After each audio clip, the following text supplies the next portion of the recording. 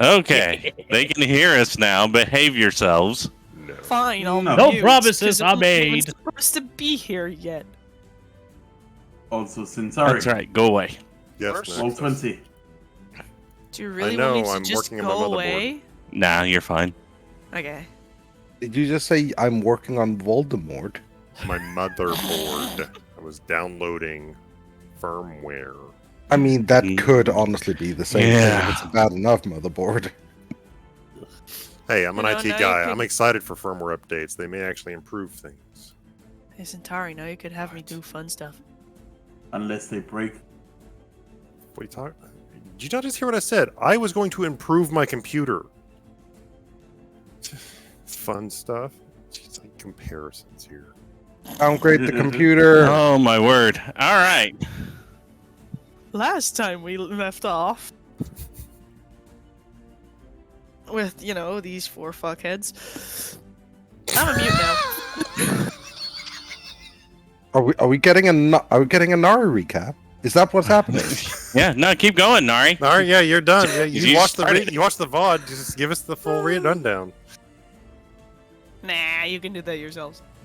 So I am on push to talk today. So I expect at least once I will do an entire monologue and forget to hit the button. And I'm doing that because I am fighting a cold and I don't want to cough in everybody's ears today. Aw. I should probably do the same because I'm also coughing. So where's wheezing? though? Cause drowsiness from your coffin because you're dead. Reference only Cyntari would get. Feeling. We meet again. I'm just good. Cool events, go. Sprinklers, sprinklers. Okay. Back to the game. All right.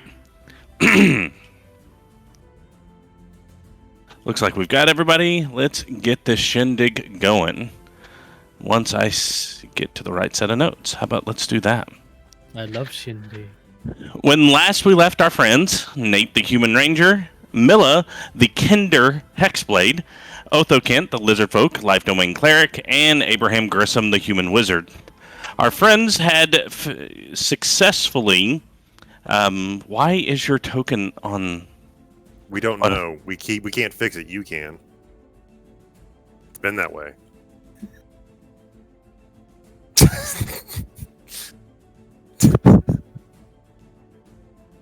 Anyways, our friends had recently defeated... Man, my brain is not going to work today, is it? Had defeated Papa Laveau, the voodoo priest who was trying to summon Baron Samedi. After doing so, they met with a Captain Burrs, a satyr captain of the Corsairs, who happens to be in charge of bounties, and paid them out as he deemed appropriate. After which our friends decided to go back home and rest. After an evening of rest, they were summoned to the Shroud's known base of operations to meet with Eldritch, a Luxodon with a bad attitude and probably smelled just as bad. Once getting there, they were informed of Gob's mother's debt to the group and given a 2-week deadline to resolve that. After leaving that, they ran into an interesting person by the name of Sherieto, who is a construct, a sentient construct from the actual capital city of Gilgamesh itself. He is there researching arcane anomalies and had been working with the professor that Nate had come here to visit and has been stonewalled in his investigation into his death, who he believes is suspicious, and has offered to pay off the remaining debt of Gob's mother in return for our group of friends looking into his death.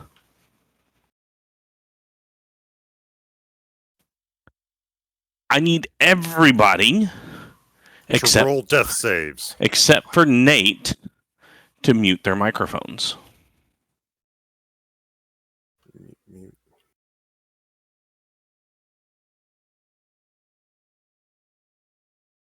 Oh no. So you still want us to hear? Yeah, you can hear. You're perfectly fine hearing. I just want to make sure nobody speaks up during this portion. Roger, boss. All right, Nate. As you guys have returned back to your respective domiciles, the three of you, you being, goodness, being Othokent, Gobs, and yourself, going back to Othokent's doctor's office for the evening. You guys kind of settle down and start to go to sleep. As you're laying there, you begin to feel something from your bag. Okay. Like you can sense something. Like the same aching that. Yeah, that smell, that sixth sense. You kind of feel something coming from your bag.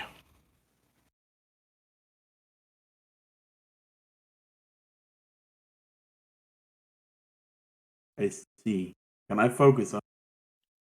You can. Yep. Do you open your bag and try to figure out where the sense is coming from? Yes. Okay. As you rummage through your bag, you find a pouch. In that pouch, it's the pouch of materials from our Ethereum sanctuary. It's kind of throbbing.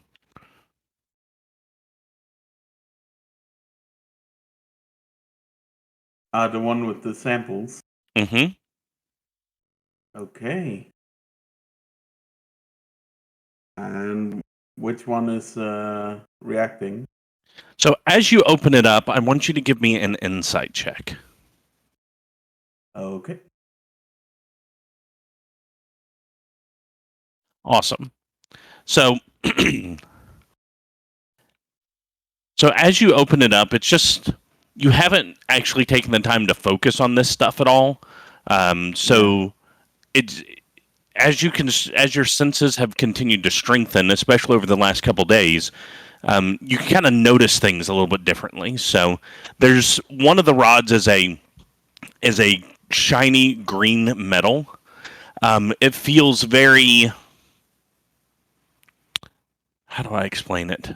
It feels very well crafted. It's not, when you look at a material, you can see if it's like got weird disjointed crystalline structures and things like that. This is very, very orderly, but also you feel kind of sickly coming from it.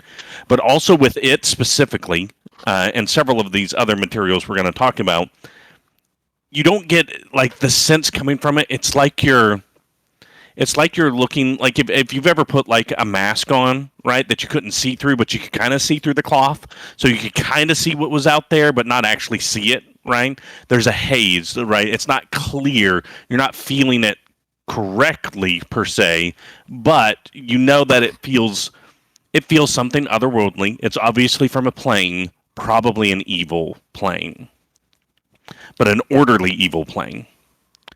The next one next to it, this one wouldn't be next to it. I'm sorry.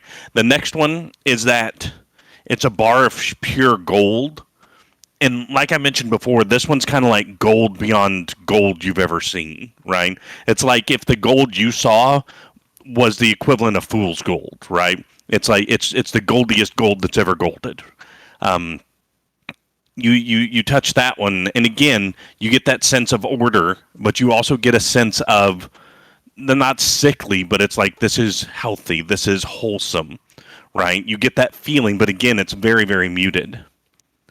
Next to that is a red metal rod, but this one's different. There's all kinds of fractures and cracks through it.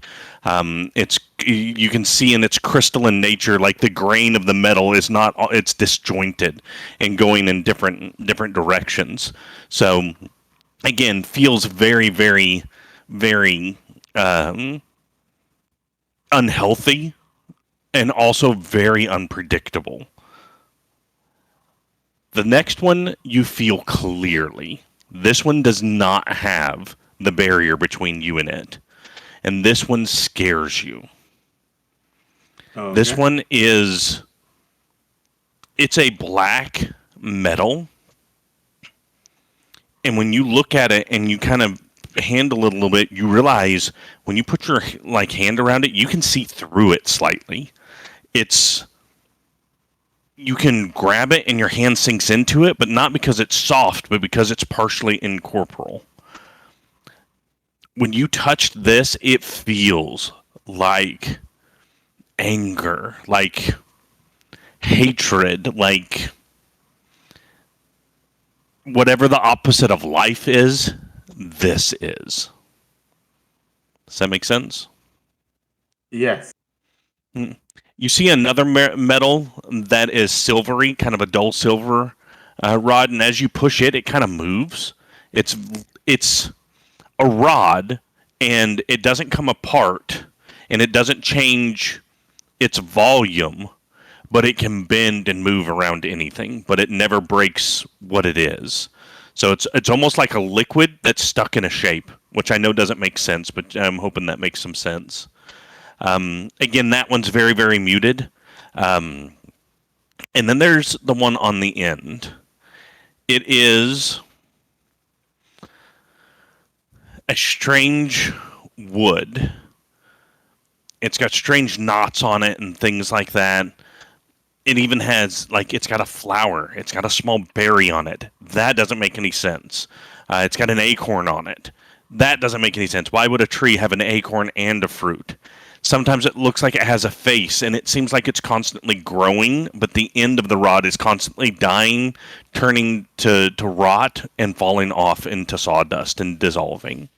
And that one you also feel very clearly. You're kind of holding that one as you fall asleep. And as you drift off to sleep, I need you to make a Constitution saving throw. That sounds good.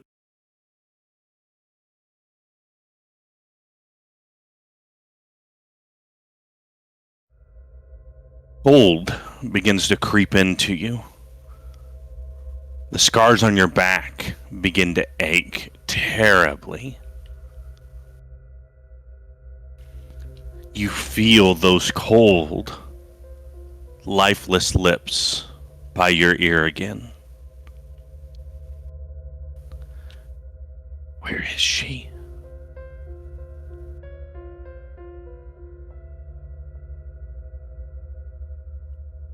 Where have you hidden her, boy?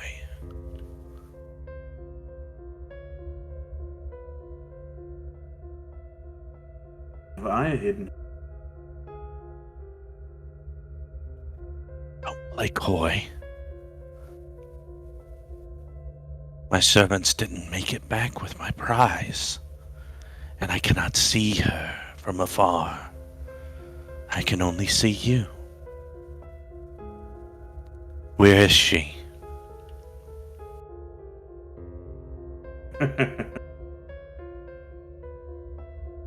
I don't know.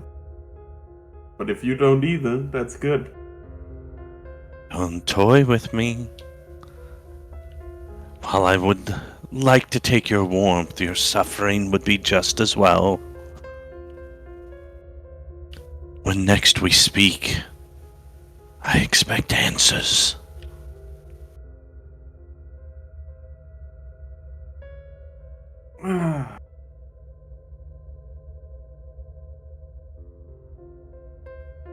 And with that, there's a sudden warm blow of air that greets you in the front.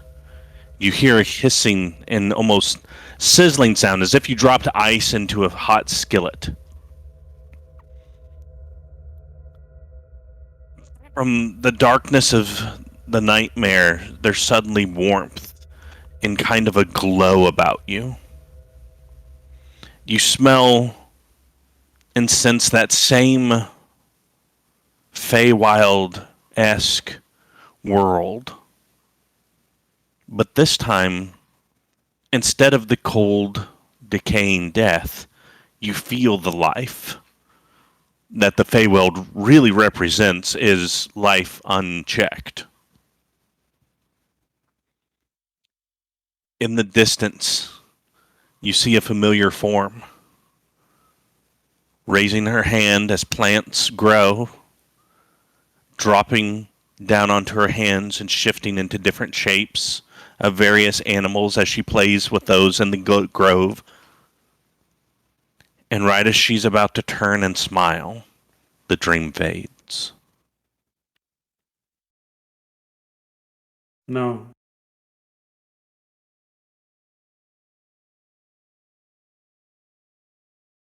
She's escaped. Maybe. Nate, go ahead and mute your microphone. Gobs. It was accidental. I hit the button. I'm sorry. No, it's okay. As you drift off to sleep, you also begin to dream. Once again, just like your friend Nate, as life has changed so drastically in the last few weeks for you, you've started to gain new strength. And possibly fortunately or unfortunately, the new strength that you have found has a name and has a history. As you begin to dream, you open your eyes, but it's not really an eye. You don't really know what it is, but you can see. You're in some sort of restrictive container, I guess is the best way to put it. You can see through it, but it's blurry. What would you like to do? Am I able to move at all?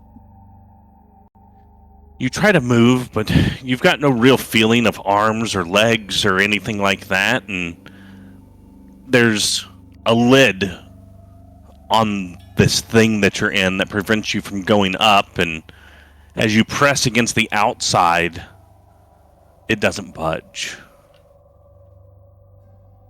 Give me a perception check.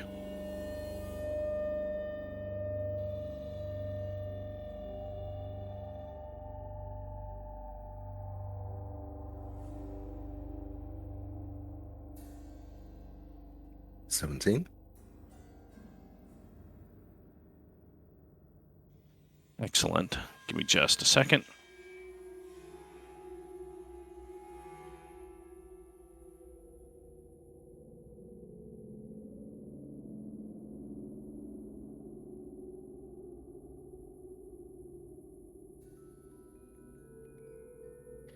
You see outside of the glass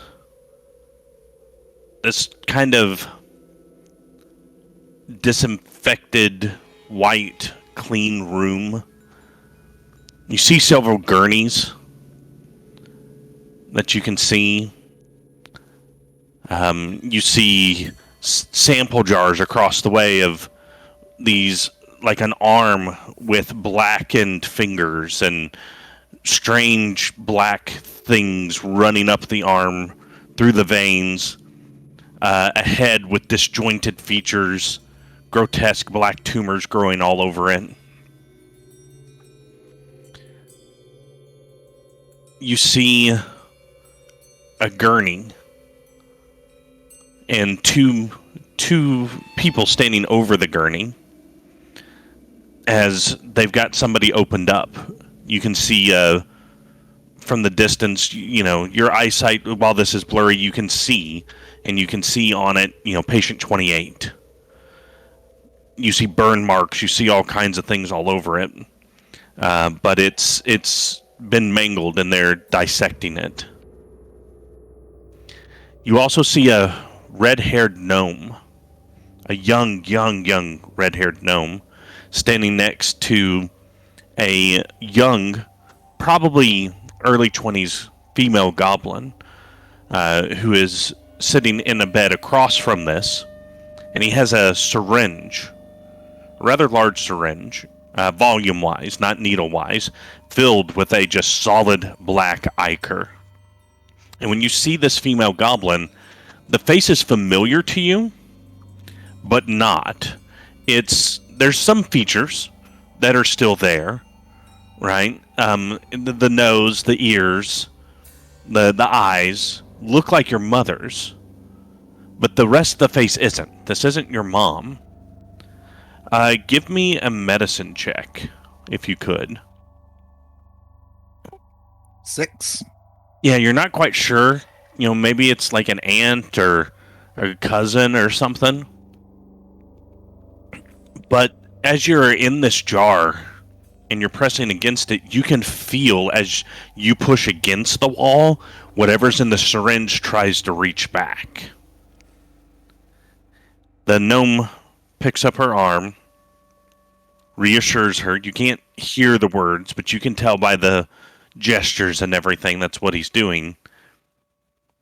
And pulls up the gurney dress, and on the femoral artery, that large artery that runs up the thigh into the or down the leg and up back to the heart, is where he injects almost 500 milliliters worth of whatever that was into her leg. You hear her cries in pain as the scene fades, and you finish your evening's rest.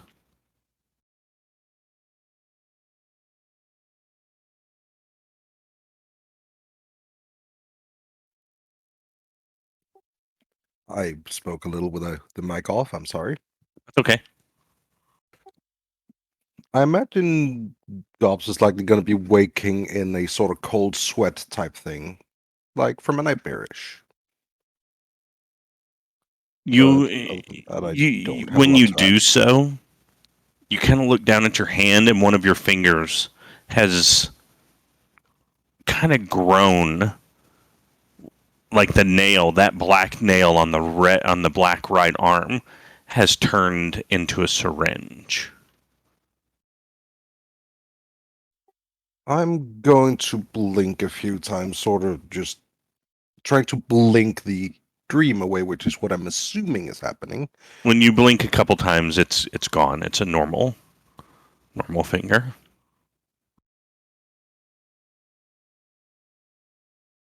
I'm gonna go up and have a pee. You do so, and then eventually return back to bed and have a restful night, if not a comforting night of rest. Othokent, Yes.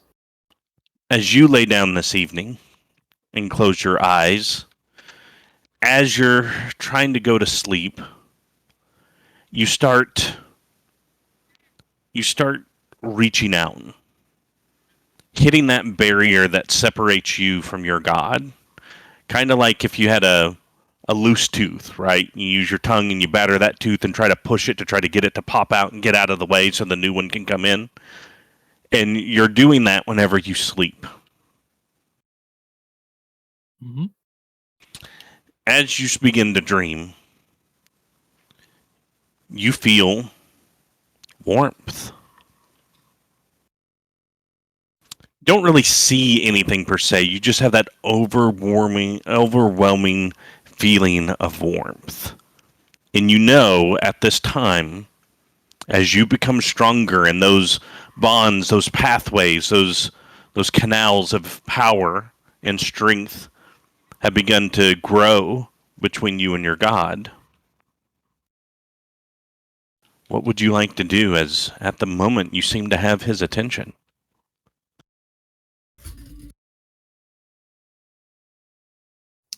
Well, since it is the first time I've had the opportunity to actually ask anything or some such, Othokent is going to ask a question he feels is very important in this case and ask, am I going on the right path? Am I doing right by you? Give me an insight check. Sure.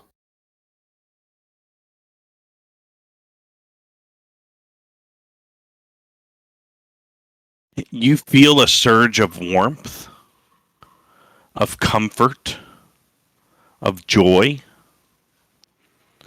You can tell that this new beginning has excited him and brought his gaze upon you, the good and the change that you are bringing to those around you is exactly what he was wanting. You get the sense that he feels like you can not only be better yourself, but you have the ability to make everyone around you better.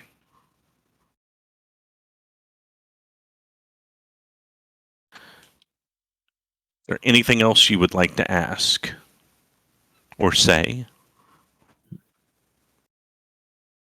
He's not going to push it too far for the first real interaction, so he's just going to say, thank you. Give me a D12, please. Upon awakening, you will have 4 temporary hit points. Yay! How beautiful. Abraham. I'm unmuted. As you get home and just out of habit, you feed Roscoe, even though he doesn't need it, and you know that, right? You intelligently know that, but muscle memory habits are kind of hard to die, and He's going to ignore that feeling and push past it because he doesn't want to feel that right now. He doesn't want to feed him? Feel that feeling. Like, oh, I don't need to.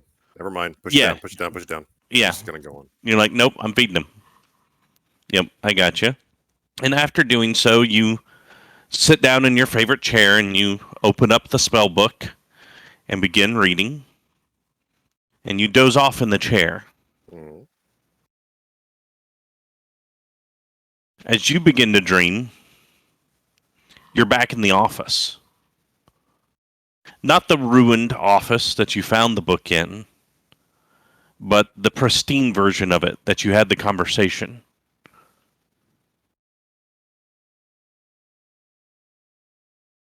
This empty room? Where did I lose it? No, it's not empty. Dr. Linnaeus? I can't remember my own names at this time. Dr. Linnaeus is standing there. Oh, there you are. I was in my house. Where am I? Why am I back? Wait, why am I back here? This is a construct that I left in the book. Oh, so I'm still in my chair. Okay. Yes and no. Physically, yes. Mentally, no. Yeah, he waves his hand. Yes, get on with it. Now, there's no need to be like that. No, he's not saying that. He's just like waving his hand. Yes, I understand. Like he's doing the whole. Okay. The hand move.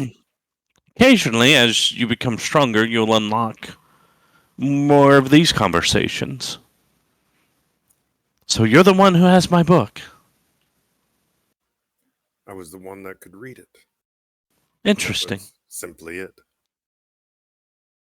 Well, you've at least earned some answers, I suppose. What can I do for you? Are you struggling with anything? Do you have any questions about the spells you've been able to read so far? No. The magic I understand. I had some training of my own as I dabbled in my life. So this is familiar but fascinating to me. And he waves off his own concerns with a hand wave. But my main concern is what happened to those who were with me? They've changed. And if your intent was for this book to impart its power onto somebody, it did that, but something else happened. Well, did you find the book in this room? Was that how we found? Yeah, it was. Yeah. Yeah, it was on the right there. Ah, so you were in the ARDA facility. We did lots of different experiments there, so depending on what they found, it could open certain doors or pathways inside of them. Some of those very good, Some of them very powerful, and some that are very dangerous. What kind of powers?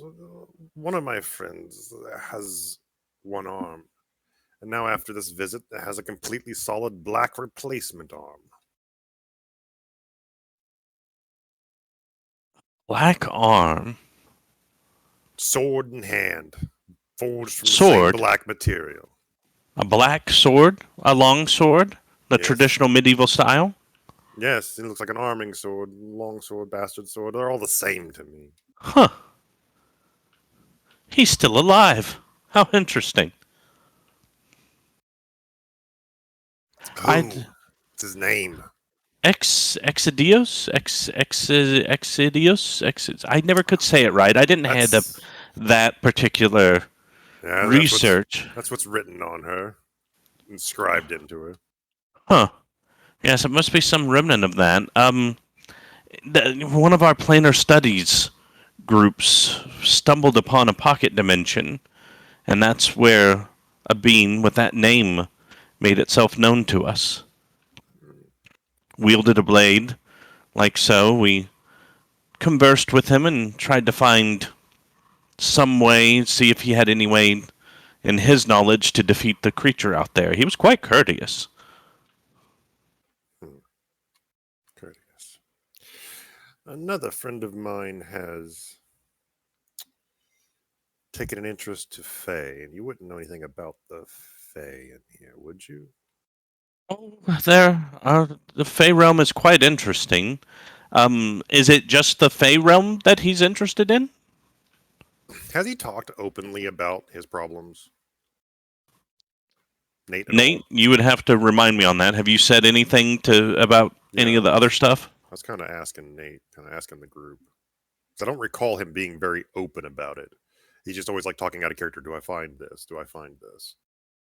I would have mentioned it a bit, and if anyone has shown any interest, he would be gushing. Gushing. Okay. Because Abraham probably would have prodded, but that is retconning, and that's up to the GM to say. I will say you've had a few light conversations. You know he can sense more than just the Fey realm. He has a general sense for the Fae and where they are. Did you mention that name that you're looking for? Did you mention that out loud, Nate?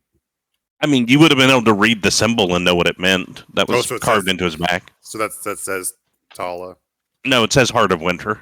Right, but do I know anything about this Tala? No. You've mentioned it a lot. Yeah, I'm sure his character would have mentioned Tala. Okay. I have talked about Tala. So I just didn't know. I wanted to I wanted to gather up a little tidbits of information before I engaged in conversation. Thank you. He has been looking for this person, I assume a woman named Tala. He brings it up from time to time, but interestingly enough, carved onto his back is inscribed in a. This is not uncommon, right? This in a language I don't know. It's something I Correct. read. Okay, it's a language I don't know, but. Curse my eyes, I can read it anyways. It says Heart of Winter. Oh, he's had an interaction with the Spirit of Winter. I guess. They're not quite Fey. The four spirits of the seasons are just that. They're the embodiment of those seasons. And they live in the Fey realm, and it's been theorized that they are not deities, but related, as in they came from the same place, as they are the embodiment of the spirit of winter, for example. Yes, the spirit of winter is quite harsh. The spirits used to all get along. The spirit of summer and the heart of winter and the breath of summer were once married, and that's where their son, the coming of fall, and the birth of spring, their daughter, came from. But they are estranged and have been for some time.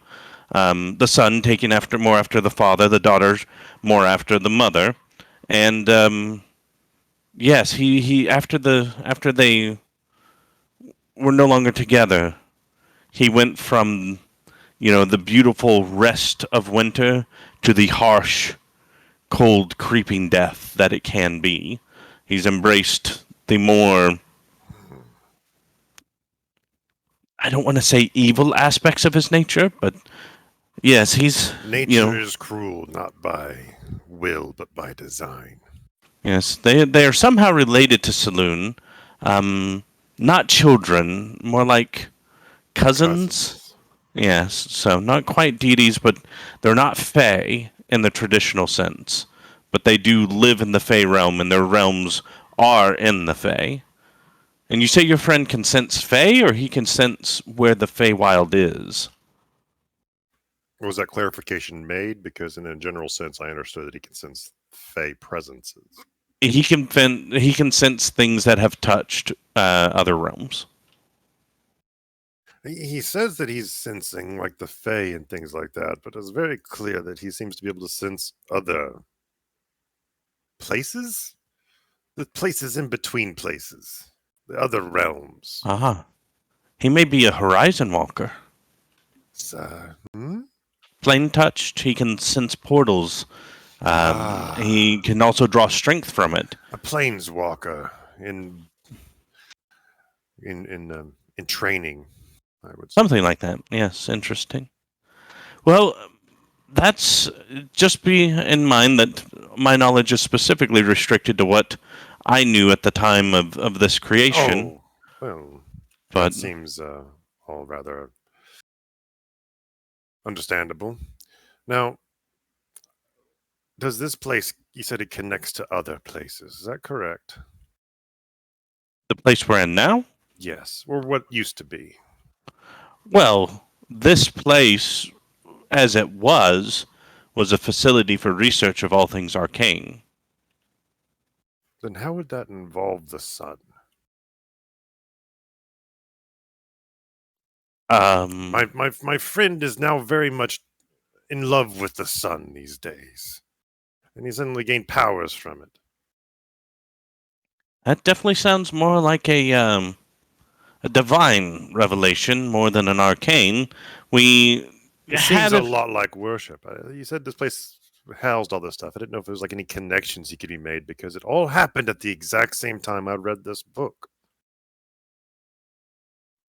I'm not familiar with anything like that. We had a sister facility in the north that specialized in religious studies and looked at the divine nature of things, and we had a few liaisons here, right, so that we weren't duplicating efforts, but nothing in particular that I can think of here that would have triggered something like that. Thank you. Another question. That spell that I read, the one that triggered by me reading it. And I flipped to it. This one here. It's a little dim now. Magic's been used. This one right here was supposed to impart power to me, correct? The reader? It was supposed to do exactly what it says. So it affected everybody around me. Giving them the power to do what exactly? What is the purpose of this spell? And why do we have the powers we do? The purpose of that spell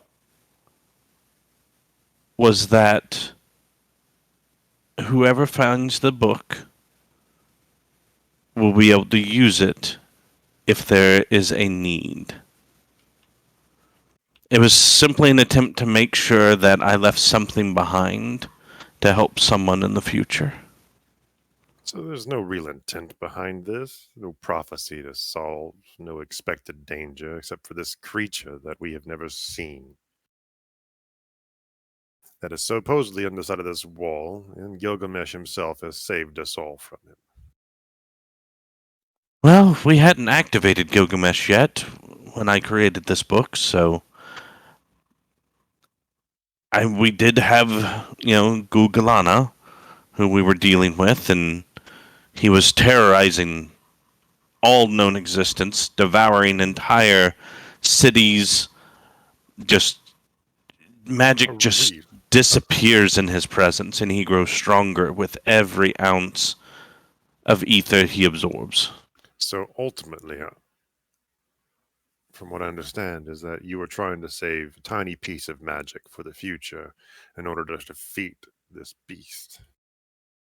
I don't know if defeat is possible. Yes. I wanted to save something so that my life wasn't for nothing. And if that particular incantation, some theorize that when you use that spell, that the deity who governs fate, or some type of essence of fate itself, takes the intention and makes it happen. So if I wished that the arcanum in this book would be preserved and given to someone who needs it most, and it came into your hands, and I see that the residuum in God's gold has faded in it, then I can only hope that you are the person who needs this information most, and that it will bring about real good in the world. And with that, I feel that my purpose would be fulfilled, and I would be satisfied. So, It was the last spell I ever cast, because it broke me when I did.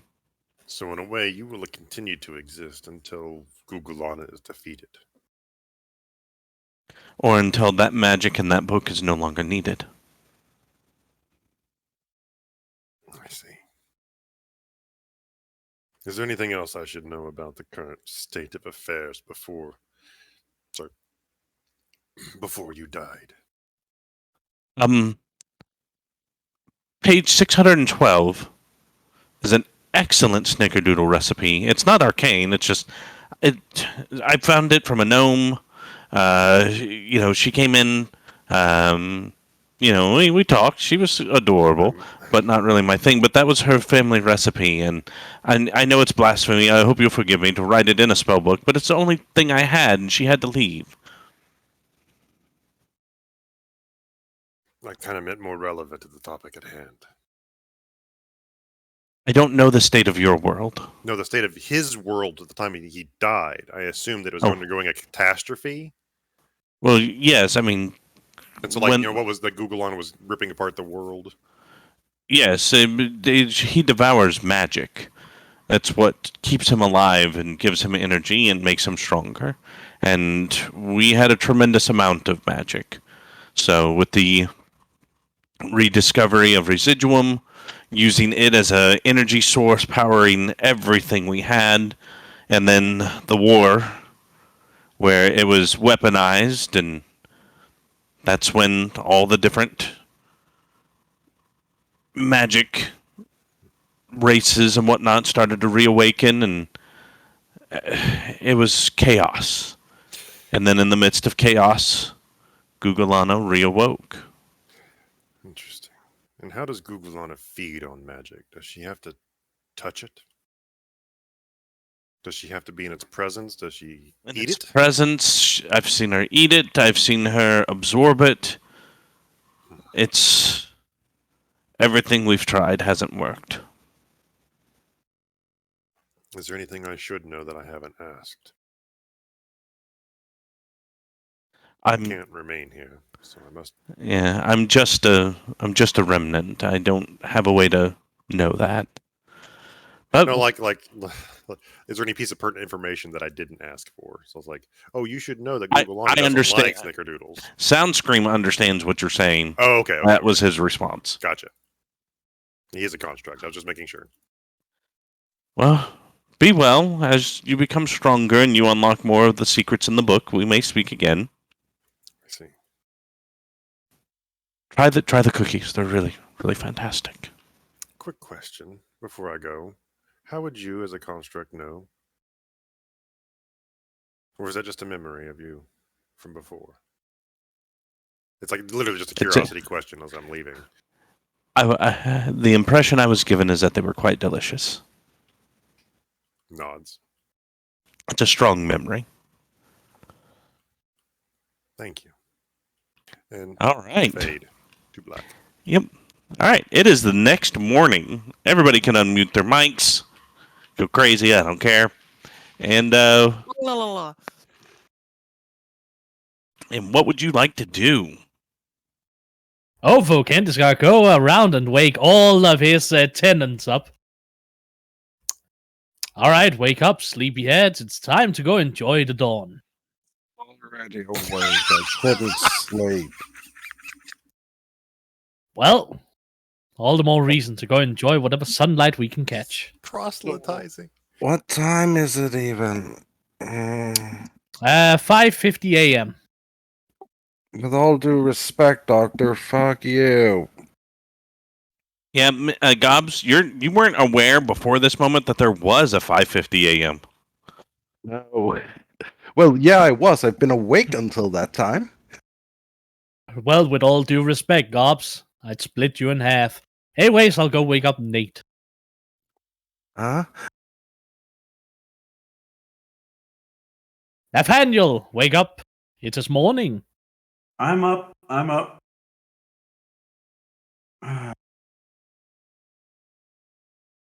Nate is just sitting there looking at the samples. Ah, many an interesting metal. But do wake up. I made breakfast. Oh, yummy. I'll be down in a sec. Are you proficient in cooking tools? Definitely not. What I can do is super basic. Give me a survival check. Let's see how we did for breakfast. He's a lizard. He just prepares a series of raw meats. Here you go. These are Whoa! Fantastic omelets. With like shallots in them and tomatoes and that kind of tart vine ripened cherry tomatoes, right? Just at that point of being like fully ripe and slightly tart. Yeah, Wait, fantastic. Delicious. Otho, where did you get the eggs? I made them. Eric Cocker, a client, gave them to him. Let's just say I have clients of many different varieties, and some of them are quite generous. Oh, so it's not your He's been eggs. working all Okay. morning. His cloaca is sore. You appreciate this omelet. No, Nathaniel, I am male. It's I a do not lay joke, eggs. It's a jest. I do know. I'm just making sure. With my usual monotonous tones, it can be hard to tell. Yeah. Also, since this is lizard folk yummy. names are not gender. Yes, indeed. You could double as a cafeteria. Like, Hmm. Do me a just find favor. in a while you get examined. Everybody who has his breakfast, roll a d4 for me.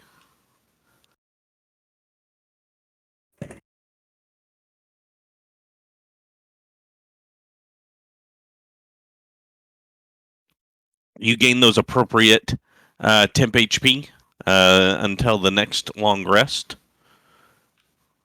Got to reward Yeah. those nat 20s, baby. Yay! Woo! Gobs, you've never had a home cooked breakfast that is even remotely close to this. Where did you buy this? I didn't buy it, I made it. You don't have to lie. It's good. Gobs, I will now share with you one of my greatest secrets. I am utterly incapable of telling a convincing lie. How did you make them then? She's, by the way, talking with her mouth full, hence the voice. Mhm. Well, you see, I took some of the eggs I got from one of my very dear clients, and then I grabbed some of the vegetables I have, growing in a very hidden away space.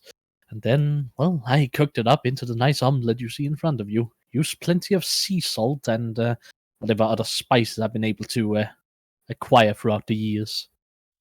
Wait, did you make this with the mushrooms from behind the fridge? I have mushrooms behind my fridge. Fridge mold? Isn't that normal? My fridge is clean. Yeah, but behind it, you never go there. I sterilized it, Gobs. You do If what? anything is growing behind my fridge, then I am woefully surprised at how it managed to do so. Actually, if anything is surviving behind that, might be penicillin. We always had like mushrooms growing behind the fridge. Monster never treat them. Sorry, but Doc's mouthful voice reminds me of the Bane voice from Yeah. from the audio. I know, but I realized, but it was too late to go till I back. had the omelet. Really? I realized, but it was too late to go back. So I thought we were in on the same deal with this, Jerry. What's You that could from? use it's from Oral Knots. Oral Knots, that's right. Yeah. You could use more fiber. Fiber. How about a strawberry loaded with fiber? But no, Gobs. Mushrooms usually only grow behind your, well, furniture, I suppose, furnishings. If it's not properly clean and it's very moist. Did you?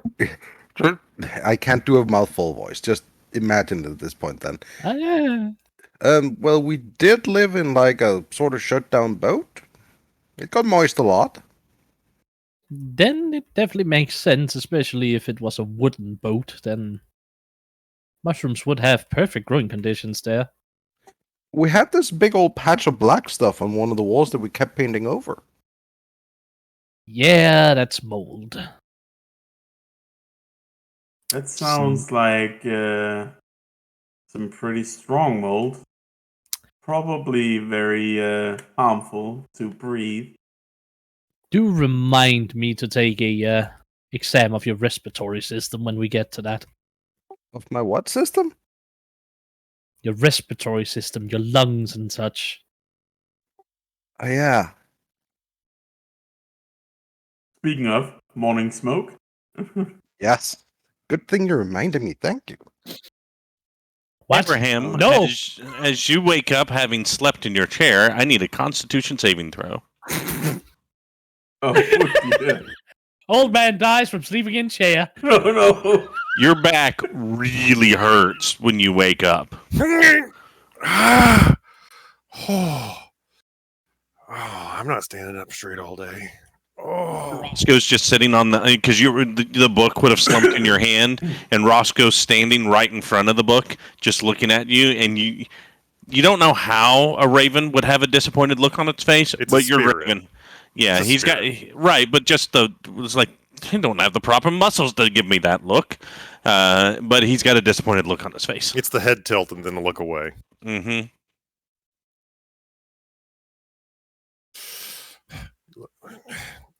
I had a vision in my dreams. The book spoke to me. There's a construct inside. Well, ask it yourself. You acting like it's impossible. You're a spirit. Yes.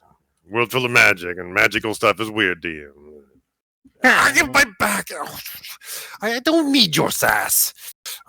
Sass. Yeah, sass. And you get over there, try to find something for the pain to mix into some tea or coffee.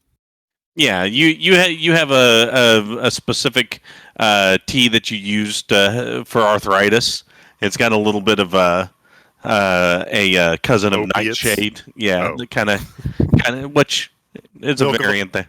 Milk of the poppy. It's Yeah, been around well- for ages. Yep, it's got some of that in it, and you drink that tea, and you're feeling better. But yeah, Ooh, suddenly constipated. Ooh, opiates.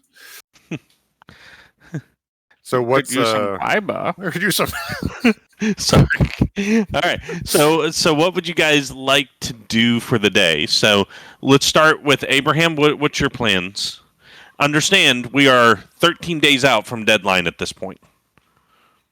Calling up the group. Calling up Milla. Gobs, you're in world version of Nokia of your Nokia 5500 is ringing. I thought my phone exploded. No. You got a new one last week, remember? That manifest from the universe. Oh, does it just keep doing that? Did you blow it up? You Schrodinger's told phone. me it exploded. It would just. There's these things called jokes, sir. It's Tell me Schrodinger's more. phone. Okay, We're I'm never gonna answer certain the if it phone. exists or not. It explodes. Great. All right. You guys are talking. Have fun. What's going on over there? Are you guys up yet? It's the crack of dawn, but yeah, we are. Oh, I'm coming over. Oh You yeah, don't eat breakfast. There's food here. It's fine. I've already eaten, but whatever. Fiber. Keep me You regular. you will eat more. Trust me. Yeah, You will yeah, eat sure, more. Sure. I'm coming over.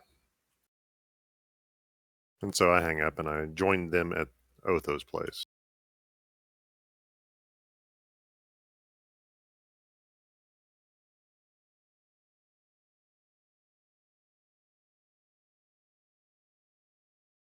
Again, I need to remember to push my button down. Kent, do you remember where we said your place was at? If I recall correctly, I think we agreed it was somewhere like here-ish. That's Bordering. what I thought. Yeah, bordering and between the two districts. yep. Sorry. All right, so it takes you about 30 minutes or so to get there. You walk in, and then you can immediately, or let me say this: is the door unlocked? I mean, yeah, I'd say so. Once you get up and around, so you and Roscoe come into the building. Immediately, you can smell, the omelets, the bacon, some toast, some nice fresh coffee. Faint hint of nicotine smoke outside as you walk in, which means Gobs did sneak away to get her smoke in, Hmm. and the whole crew's Absolutely. together. Yes. Who cooked? I did. Good morning, Abraham. You It's a know how to pleasure see cook you. human food. I mean, don't we all eat the same foods? He's smiling at you. Ha ha ha. So I see you're walking all bent over. Do I need to get some lidocaine for you? I've had the milk of the poppy mixed into my tea. I'll be fine. I slept in my chair. All right. Any of you... I've had a weird dream. This book talked to me. All right. So I'll schedule you for a psych eval. Oh, yes. A psych eval for the truth. No, the book talked to me. Told me more about what's going on. There's a construct inside about the person who made this thing. He says that the spell that was in here that I read off and triggered could have adapted itself to give all of you these powers. The problem is that some of you seem to have been connected to something stronger, possibly dangerous. And to keep an eye on each other, because these things may be trying to manipulate you. They have their own goals.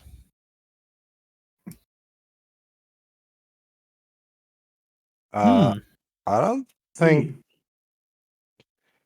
I just grew an arm.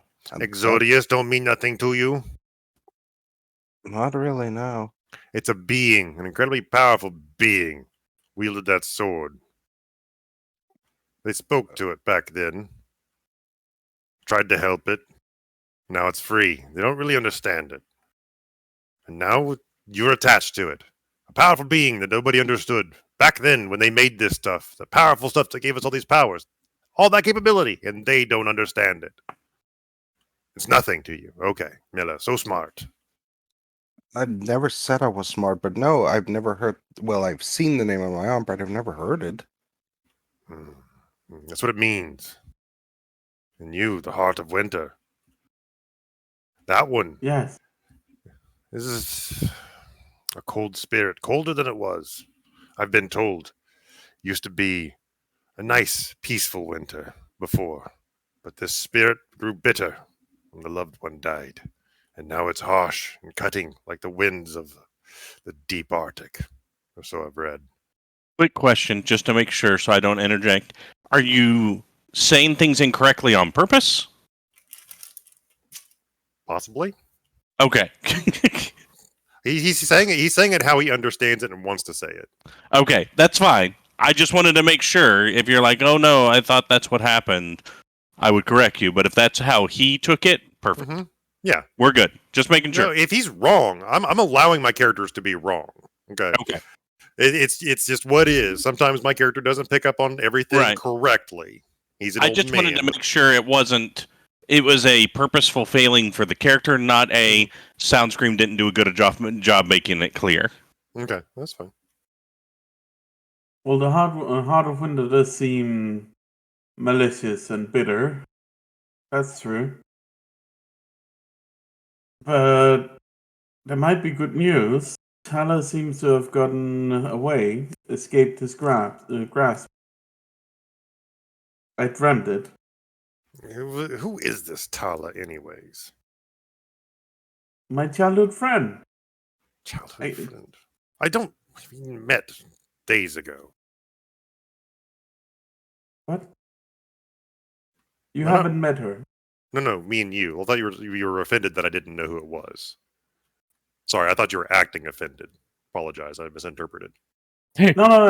It's just I've talked about her plenty of time already. Yeah, well, whether or not Abraham pays attention is another story. His wisdom is a 10. He doesn't have very good perception of things. He is more strong than he is wise. Mm-hmm. He's not very observant either, at all. Onset dementia. Focused on other things. And maybe senile.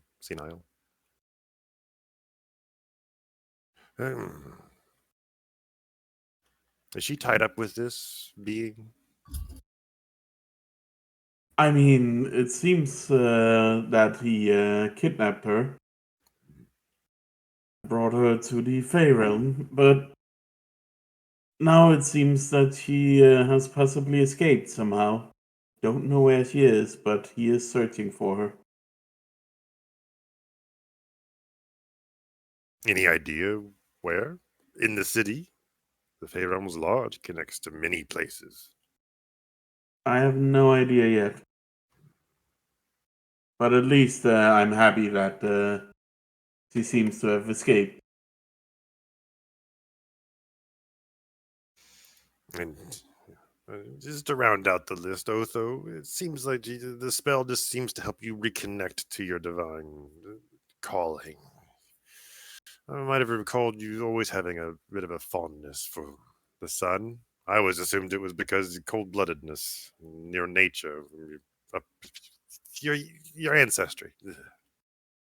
Not trying to be offensive, it's just hard for me to explain myself. Oh, no worries. I mean, that was part of it in the beginning. But eventually I started reading into the tenets and the beliefs of the Lavender Church, and I believe that that path forward might lead me to understand, well, the human condition more, so to say. Mm-hmm. And after our little experience down in the lab, research facility, pure madness, let's call it whatever it is, I've started feeling, well, It's not normal for your kind, from what I understand. No, concepts such as happiness and sadness and all those things are completely alien. Which is why this is very weird to deal with. I would say this morning I'm rather jolly, but... And you're still keeping it all together. I mean... He's had practice an entire lifetime. I imagine it would be, like, overwhelming. Let's just say my years of dealing with potentially stressful situations from back alley surgeries and what have you has helped with keeping my calm, though I would be lying if I wasn't halfway tempted to rip the throat out of that elephant man earlier. Oh, you can get in line. Right behind me. Morning ruined. I was really trying not to think too much about him. So we have very short time to deal with that situation. So what do we do? Well, I have to apologize. When we were at that dinner yesterday, I couldn't really focus a lot. I know he was talking and sort of provided a possible solution, but I can't for the life of me remember his name or what he wanted. I'm very sorry. Well, it wasn't off extent to all of us, but it was mostly in service of Nathaniel, so I do believe he could remind you. Please? And she looks towards Nathaniel at that point.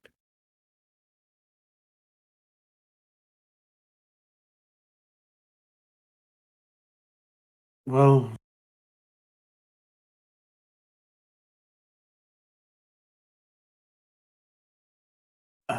me as a player is failing at the moment. It was the deal with the inevitable we made last week. This contract no, of I- Gilgamesh. Yeah. Yeah, I get that, Chariotto. and I have my notes on it here, but it's not connecting in my head at the moment. Sure. Just as a reminder, he offered to pay the missing amount that you guys need. Yeah, But what he needs is for you guys to make it to the upper sales level, to the apartment. yeah, the main mast, Yeah, no, not the main mast, No. the main sale. main sale. Yeah, Sales. So the mast level is the main level that everybody lives on, with the exception of the dirt pourer down in the keel. The upper level, that upper pier, is the sales level. He needs you to get Yeah. to the sales level. The professor that you'd been writing back and forth with, or had written to and came here to see, he thinks his Yeah. death was unusual and wants you to investigate it, but he's been denied permission to go up to the sales level and look Yeah. into it himself. yeah, that's how it was. So if you can get up there and bring him a report or any evidence of something unusual happening there, along with that guy's research, because he's specifically trying to find a way to get beyond or to get past Gilgamesh's blocking of portals, right? Because right now you can only get outside of this realm of existence by going through the Feywild or the Shadowfell, Yeah, and then going planar hopping, which is incredibly unsafe because even the most trustworthy Fey is not somebody you would ever trust, and the Shadowfell is just a existence in nightmare. So, and his whole point is the agents of Gilgamesh are trying to do that because they believe Gilgamesh is somewhere out in the plains. So yeah. yeah. Question. There's, of course, the main way of getting up there, but I presume that is more or less what is blocked off to most people, right? Correct. Yep. The lifts, you do have to have a pass to go to the sales level with the lifts. Yeah. Would there be maintenance access, in case the lift ever fails or something to that effect? There's definitely some things along those lines. The things that drive the lifts are at the top of the are at the top and the bottom of the lifts. The in between, there's not really anything. It's literally a giant platform that moves up and down the set of 4 chains. It literally climbs them. It's got a sprocket and an engine on it If you that's wanted powered to by bring up the residual. other map, bring up the other image that we had before and showed it.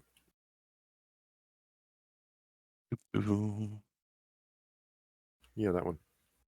Yeah. Okay, so Yeah, there's no like emergency ladder or anything. If you're stuck, you're just fucked. Right. If it breaks down, then you're kind of stuck.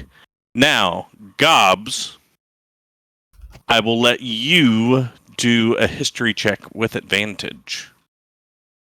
All right.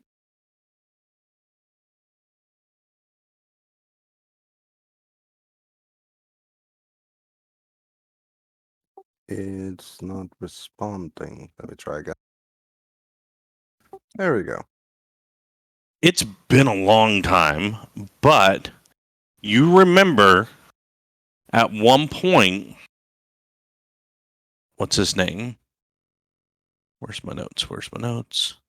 Brahm bragging that he knew some guys at the power and water plant that would give him access to the pipes that go up. There's a conduit that goes up to the sales level that delivers steam and power and fresh water from the silent that plant that's on the far right image there. That does power generation from hydrothermal or from hydro from the currents. It doesn't, so the city doesn't run on pure residuum, but it also does, it generates steam as part of a desalination process. So they'll pump the heat from the steam up these pipes, as well as pure water up there as well. So there is a utilities tunnel, but it's generally really well guarded. But Brahm was saying he knew somebody. Okay. Well, I have a possible. But those pipes, right? They're actually built into the wall itself, and it goes into the lower bowels of the upper sales level. It doesn't that doesn't go all the way to the street level, but basically it'll get you into the sales levels sewers. And of course, from there, it's a matter of finding a way up. Exactly. Okay, I have a possible way up. It's not pleasant. And probably not old people friendly. I'm sorry, Abraham.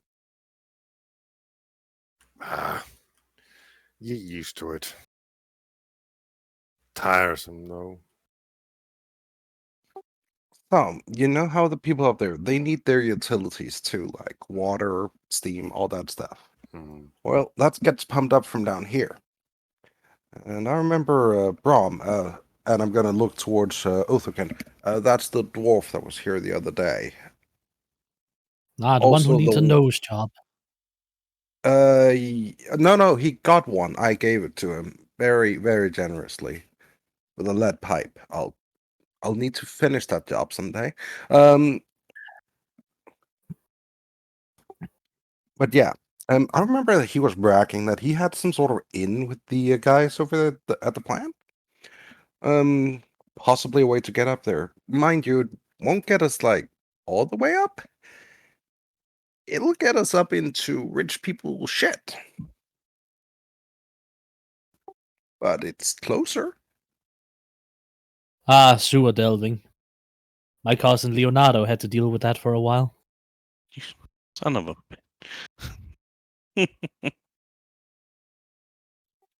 So, I mean, I do have some pull. I might be able to simply muscle my way in there, get us an access. Maybe? Well, you might be able to muscle us in, but I believe us will be even better at muscling us in. What do you mean?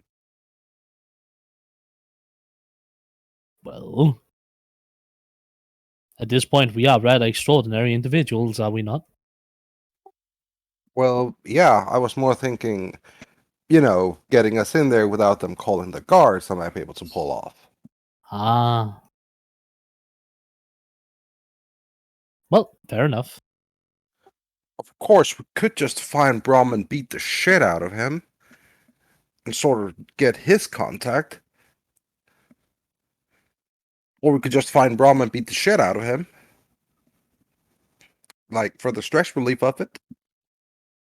I'd say we go with the friendly option first. But never discount the other option. Of course not. I don't think you understand. There's nothing friendly with Brahm. No, but if you're going to try and weasel us in with his contacts without talking to him, that's the more friendly option. However, if we can't do that, then we are going to force him to assist us whether he wants to or not. We are completely in on that part. Don't worry, Gobx.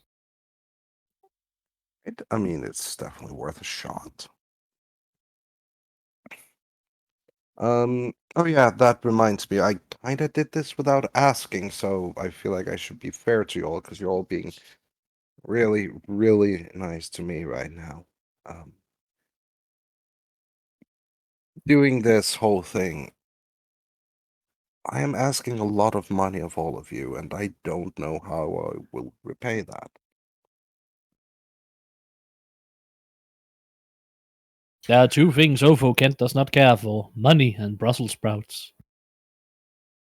I don't care for money and stupid people. Well, Can help lucky you, and I can get what I want at the same time. So what's to not like? it's just that I feel like I'm asking a lot of money from all of you for what is essentially my problem. I'm sorry I'm dragging you into all this. Like, I didn't expect it to go as bad as it did. My friend, what I am looking for here in Neap is to understand emotion better and to improve the city, either by helping its denizens or removing problems. This sounds like exactly the road I want to go down. I mean, if you're all sure. Also, the other thing, the one I said without asking, the shirt from the guy, I've been wearing it. It suits me, but really, it is a powerful item, and I shouldn't have taken it without asking. So,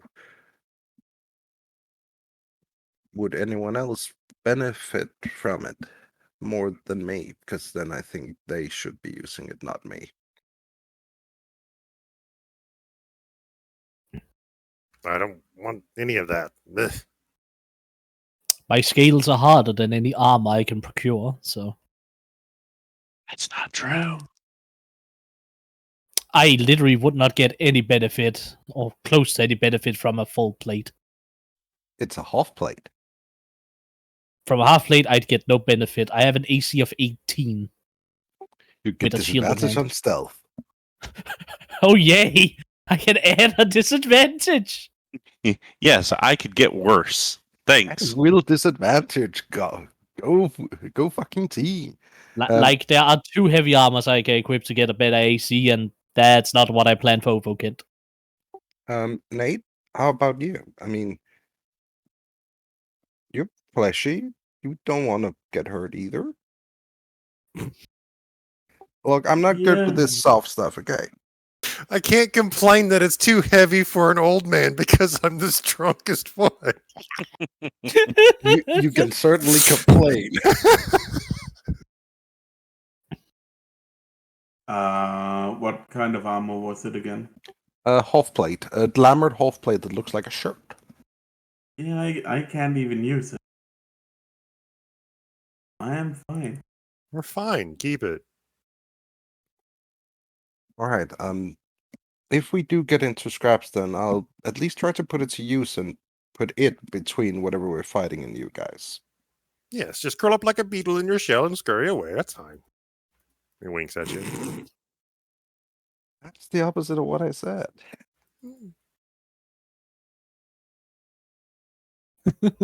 Maybe if you wrap it around yourself and just curl up, they'll ignore you. I believe we've gotten proven at this point that ignoring gobs is a bad idea. I believe I've learned at this point that ignoring gobs is impossible. A lizard laugh is terrifying. Let's let it be. That's probably why the gods cursed them not to do it. That's creepy, Otho. It really was.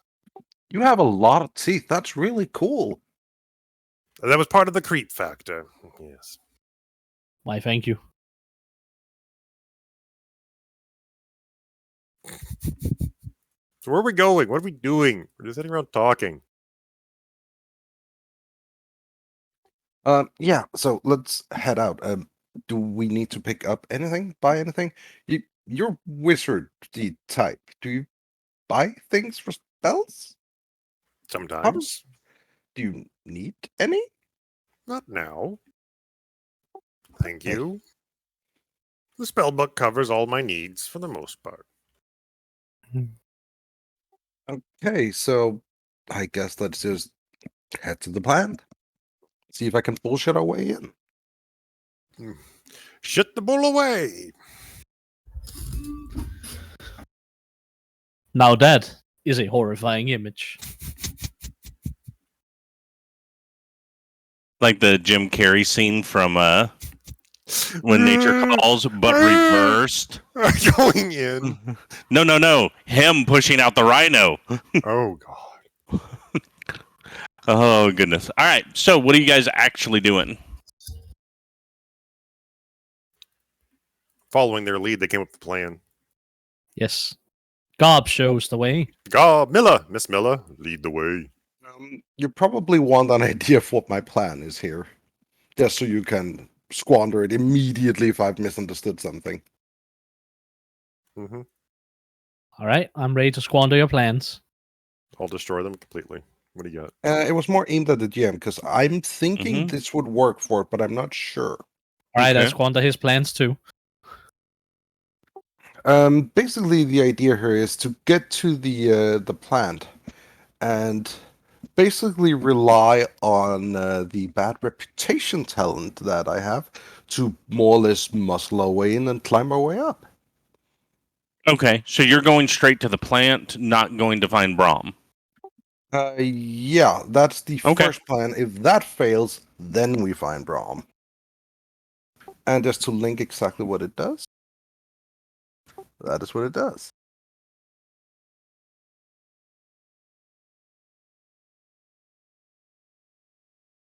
I don't know if getting into the facility and climbing it will count as a minor crime, however. And that's why I'm like, I should probably need to ask you first, actually. I would say that breaking into a secured facility Is more than a minor. is more than a minor crime. Anything that would get the Department of Homeland Defense involved is probably not. Well, let me not say that. Is in that nature is not a minor crime. Yeah. Look, we're just gonna climb it. It's fine.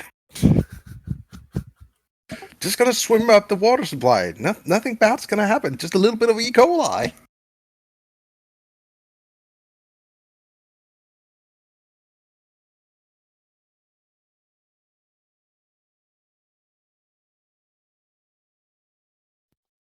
Okay, I presume I know ahead of time that this will then not fall under it, or how does this thing work? Yeah. Because I've yet to use it. Yeah, so this would be like, if like say you went to like at the restaurant last night, right? Say you picked up the silverware like right in front of them and walked out with it, they wouldn't call the cops because they'd be afraid you'd come back and break their nose. That's what it would do, something like that. Okay. Or you walk by an apple cart and just pick an apple off. What are you gonna do about it, huh? And you keep walking. Think about it like imagine like a known mob person, right? Oh, I In got the it, I got it. movies. Yeah, I got it. Yeah. That's that kind of stuff. It's like, hey, it's the trouble you'd get from getting them for that ain't gonna be worth it. Okay, I got it. But breaking into the power plant and accessing the utility pipes for that is a little bit beyond that. Okay, in that case, A lot of it beyond that. In that case, I probably wouldn't have recommended going straight there. Would have recommended going for Braum first and beating the shit out of him. Emphasizing that. All right, so you would have a pretty good idea of where Braum is, because he generally stalks his same territory, his same corners. So if you want to give me a survival check with advantage to find Braum. Or at the very least, one of his goons who can lead us to him. Yep.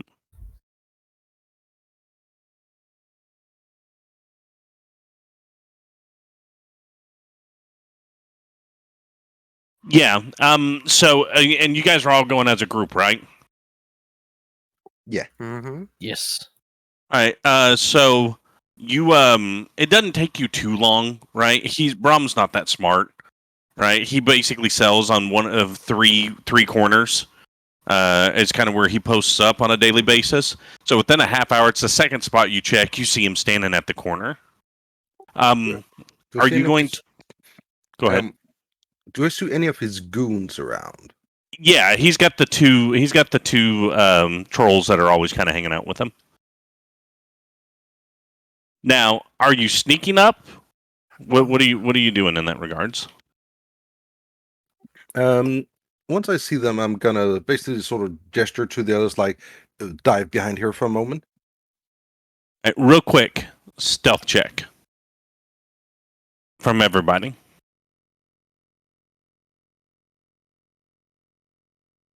Sneaky breaky. Here, Otho, hide underneath my robes. Wow. Really? The one who's trained. The one who's trained. All right. So yeah, you see that and you kind of stop everybody, Gobs, with you leading and pull everybody back. So Nate, you kind of trip and fall over a trash can, which makes a lot of noise. And the Brahmin them kind of look up and look around, but then kind of just shrug it off.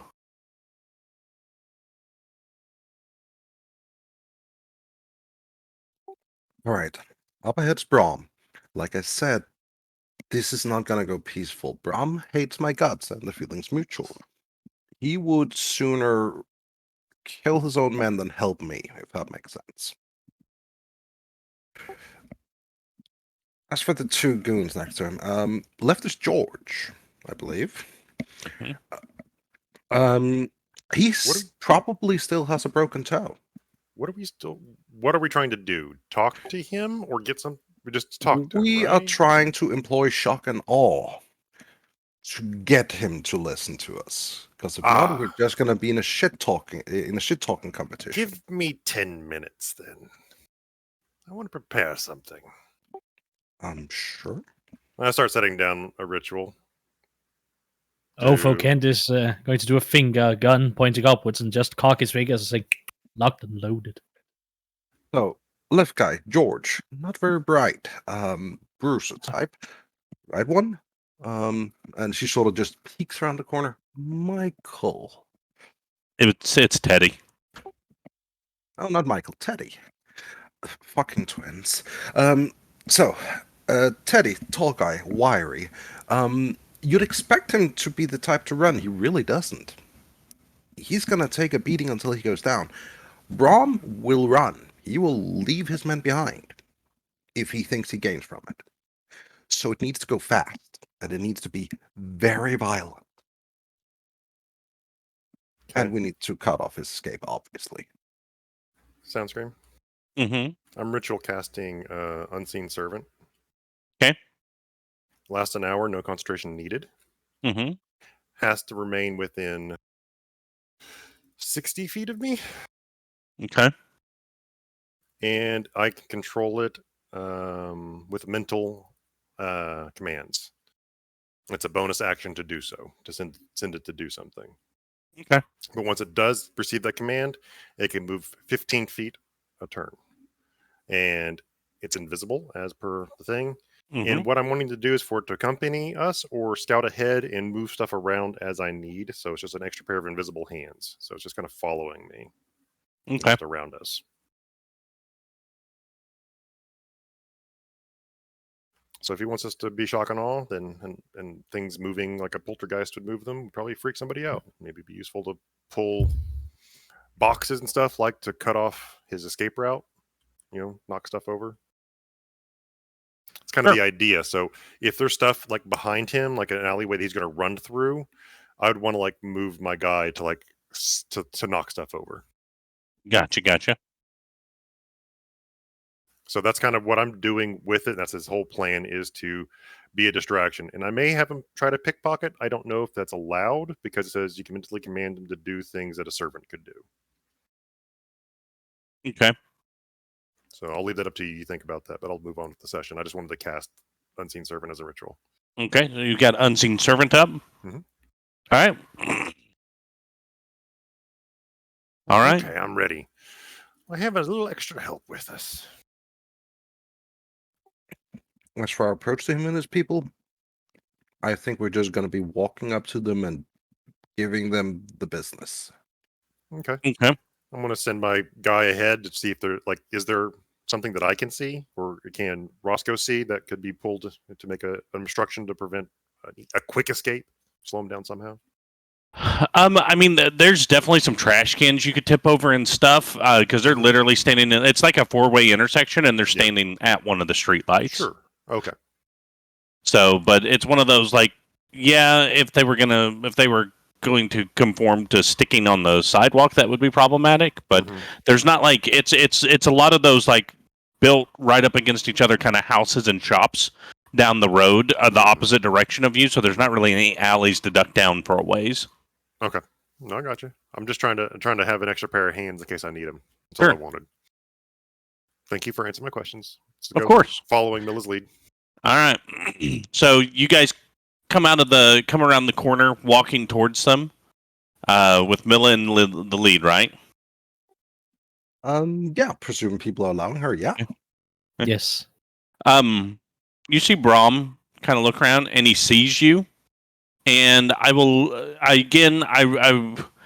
going to prompt you for this, but in general, I want you asking for these. But I want you to have a chance to see this before things go crazy. Inside. I want you as soon as you see him, specifically Milla, you get an insight check on him.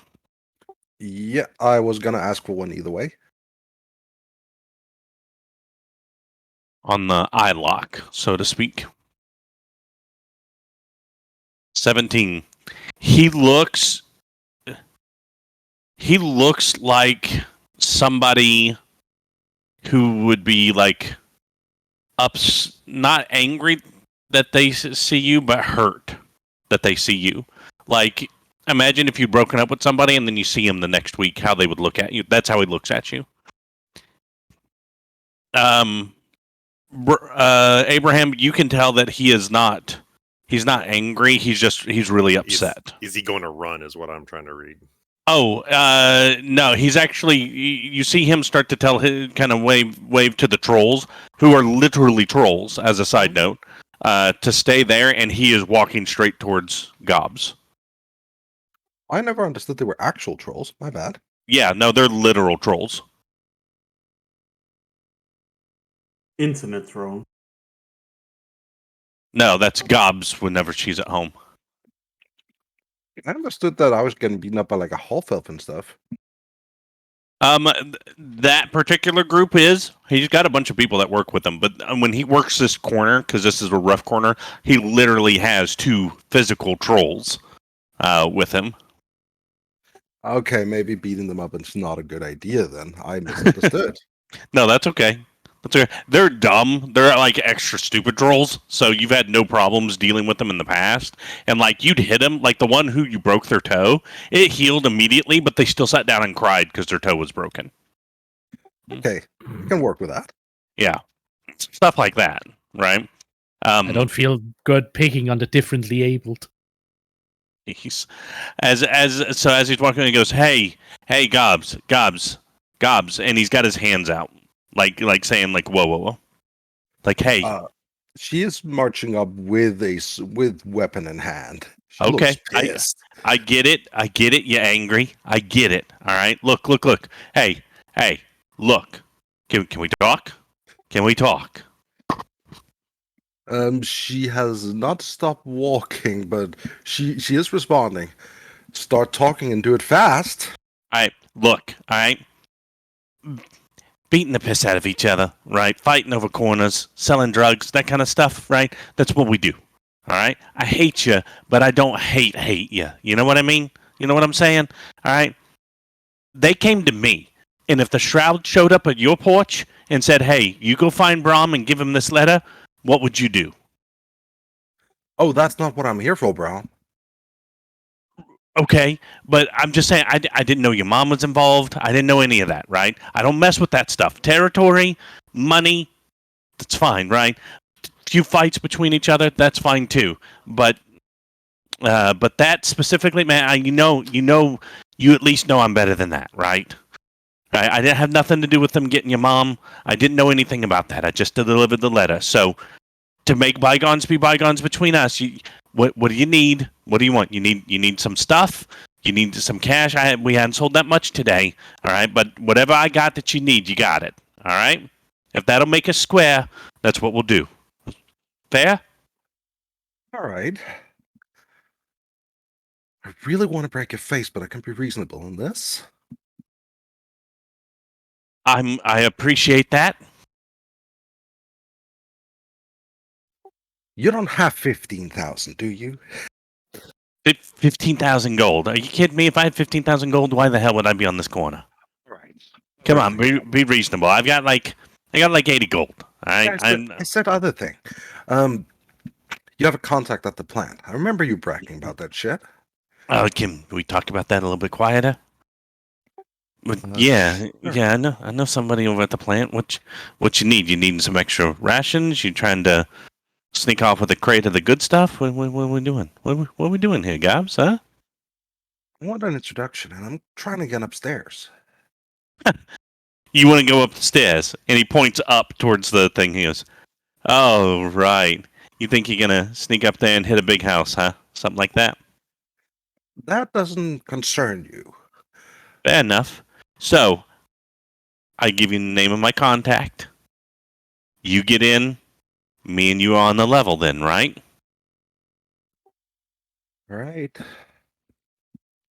I Hey, won't be gutting you in the street then. shake on it. And he holds out his right hand. And he looks at your right arm. He goes, shifts to his left hand. Shake on it. I got your word, right? All right. She is gonna give him her left hand. Also making a mental note of the fact that he seems scared by the right one. Yeah, he does. Because, Also, he's been beating the crap out of you for 8 years. And the fact that you now have an arm is weird to him. Also, it's where the sword is, so I expect that it's... Yeah. All right. In the afternoons, right? Second shift, there's an Etten that guards the back gate that's right next to the access. Right? The maintenance hatch with the ladders that go up next to the pipes where they can fix any leaks and stuff. His name is Devin. All right. Loves ham sandwiches. You go to Devin, you say, hey, here's a ham sandwich. It's from my buddy Brom. He said you'd appreciate it. Dude will sit down on the curb right there and eat the sandwich. For some reason, it makes him sleepy. He'll be out cold in about 2 minutes. I'm gonna do an inside check. Sure. Because despite this, Gobs doesn't trust him. Of course.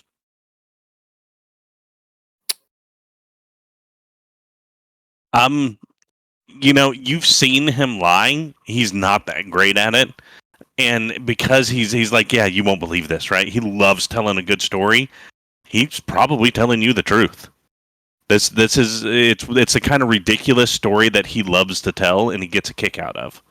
So there is definitely a good amount of truth in it.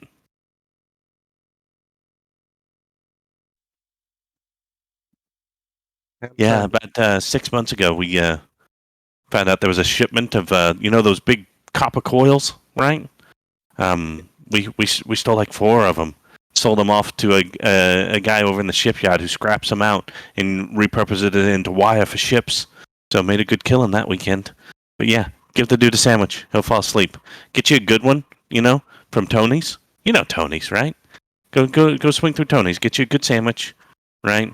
Don't put any peppers on it. It gives them heartburn. We screwed that up once, all right?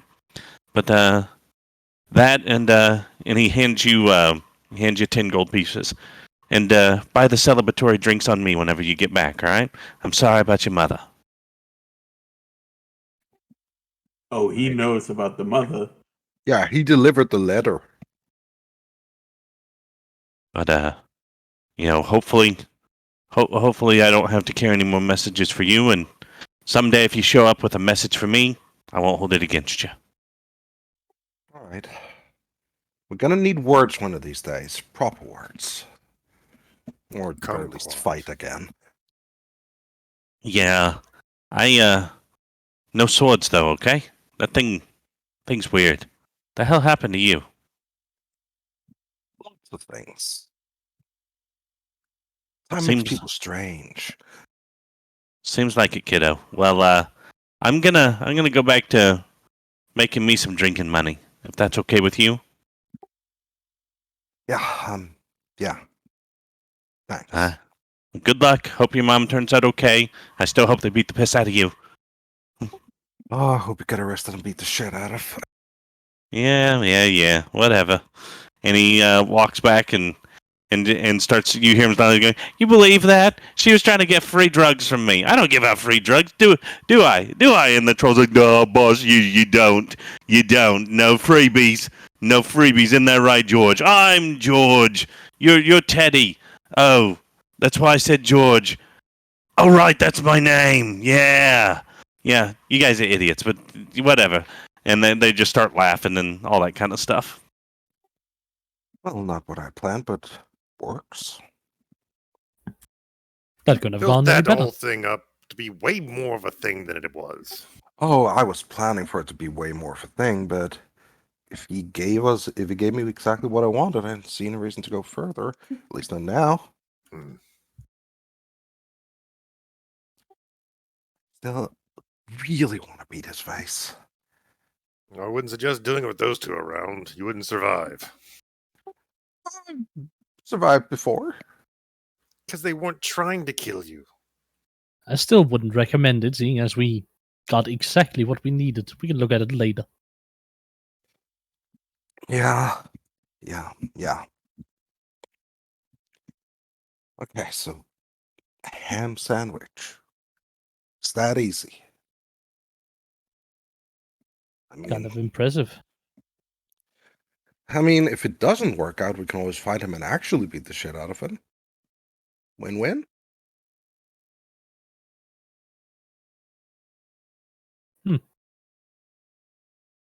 Let's burn that bridge when we get to it. Oh, can't wait. That's how the saying goes, right? Nate, by the way, you've been real quiet. Have you been okay with this thing? Sorry, I'm distracted. I mean, I don't like it, but what choice do we have at the moment? I mean, we could always drag Brom there, kicking and screaming. That would just pull a lot of attention on us. Would only make things harder. I mean, it's not like we could just walk up to the lift and go, "Let us up." Quite certain we literally cannot do that, but I wouldn't be against trying it. I mean, if it works, it works. Yeah, we don't have a permit, and even with whatever connections I have, I couldn't even get us one. Isn't there this thing where if you just carry a ladder and walk really determined, no one's going to stop you? I don't think that works for this. It's called blending in by pretending you're supposed to be there. Well, the What if thing we- is, there's not enough people going up and down the lift for that to work. What if we just carry a live lobster?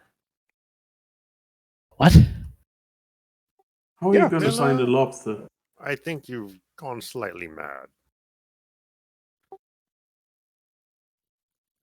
Let's just. I'm do sure there's this something and, about the kettle calling the pot black, but I don't was know. in reverse. I was crazy before, now I'm better. Gobs, I do believe you've had an allergic reaction to the omelet I made you this morning. I need to figure out what was in it that you couldn't take. It's going to take you Good back and do an intentions. allergy test. It was filled with good intentions. That's what did it. That's what did it right there. Open up her mouth, you see the road to hell. Yep, paved right there. Real quick for me, I need an Arcana check from anybody who's trained in Arcana. lol. Not it. Not it. I'm the only one, dude. I don't even know what magic is. So, Abraham, something that struck you through that. Wait, and Eden. Edens have 2 heads. How many sandwiches should we get?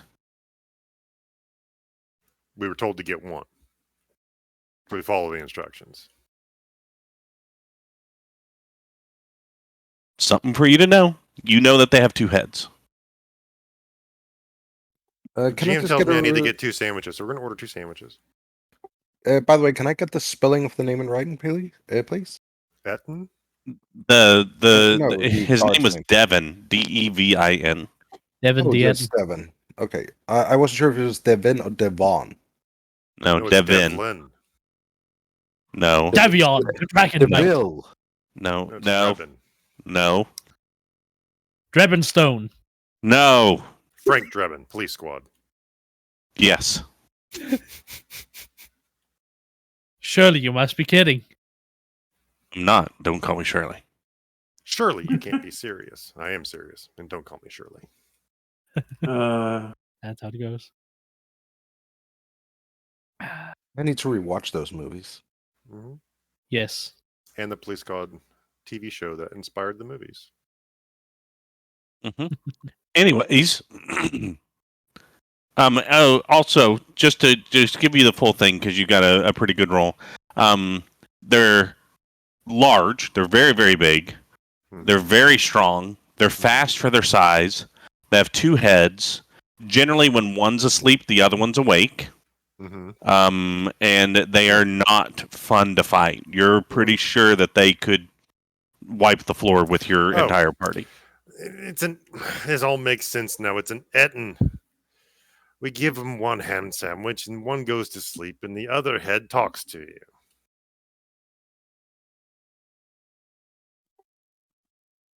Simple.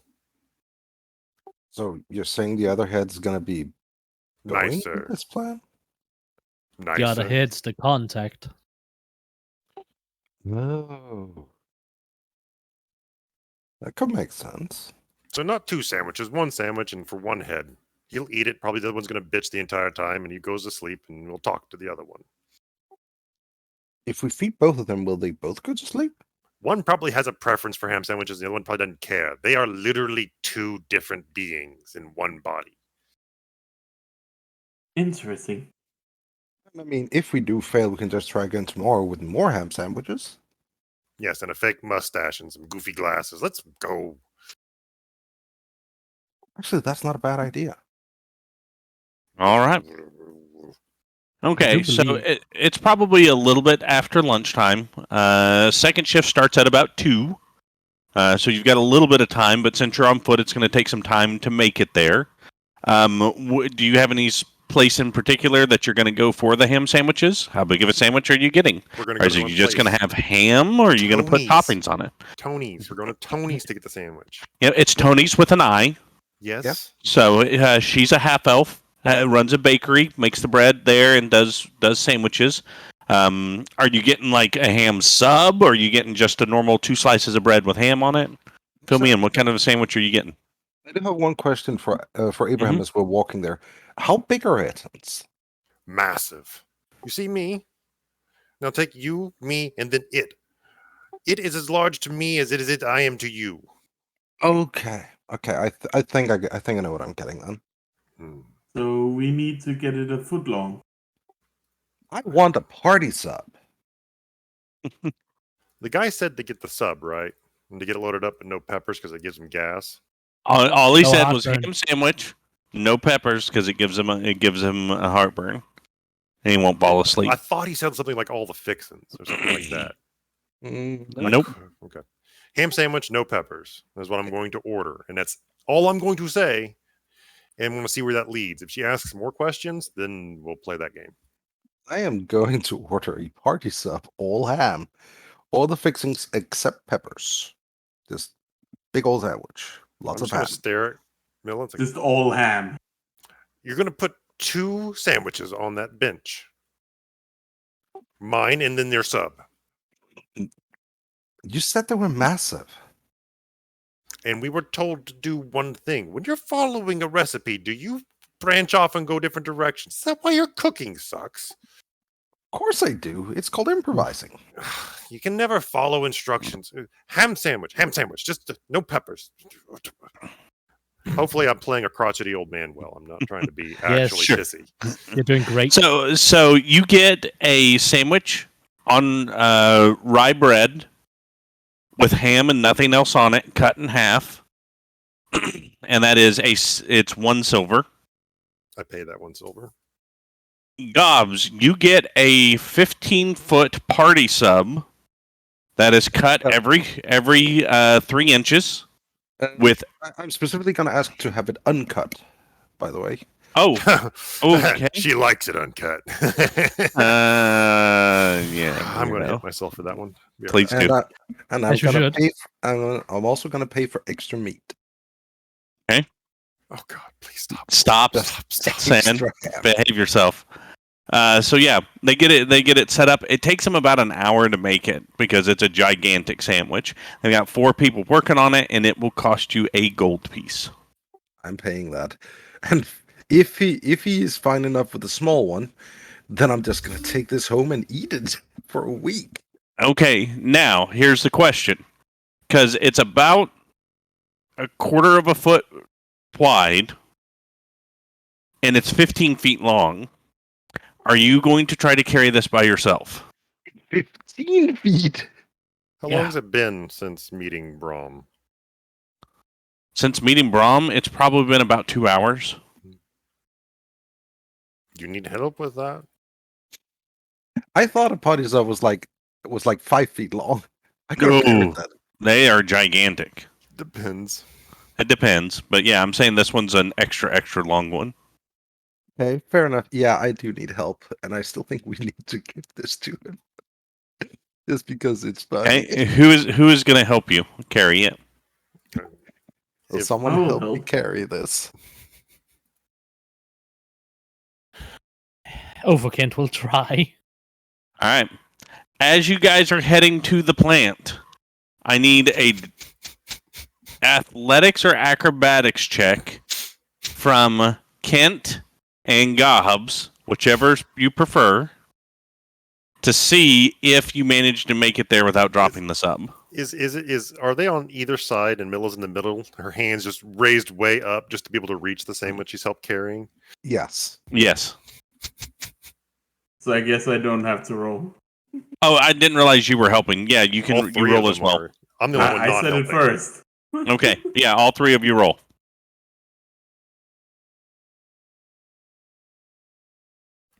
Yeah! My roll today. So, That's not bad for your Nexus. So Nate actually is walking in front, and Nate does actually catch his foot on a cobblestone and trip, but thankfully, between Othokent and Gobs, they are able to keep the sandwich from falling. It spills a little bit, just a little bit, but it does. You guys don't like biff it and ruin the sandwich. So as you guys are moving up, you're moving up to this portion of the station.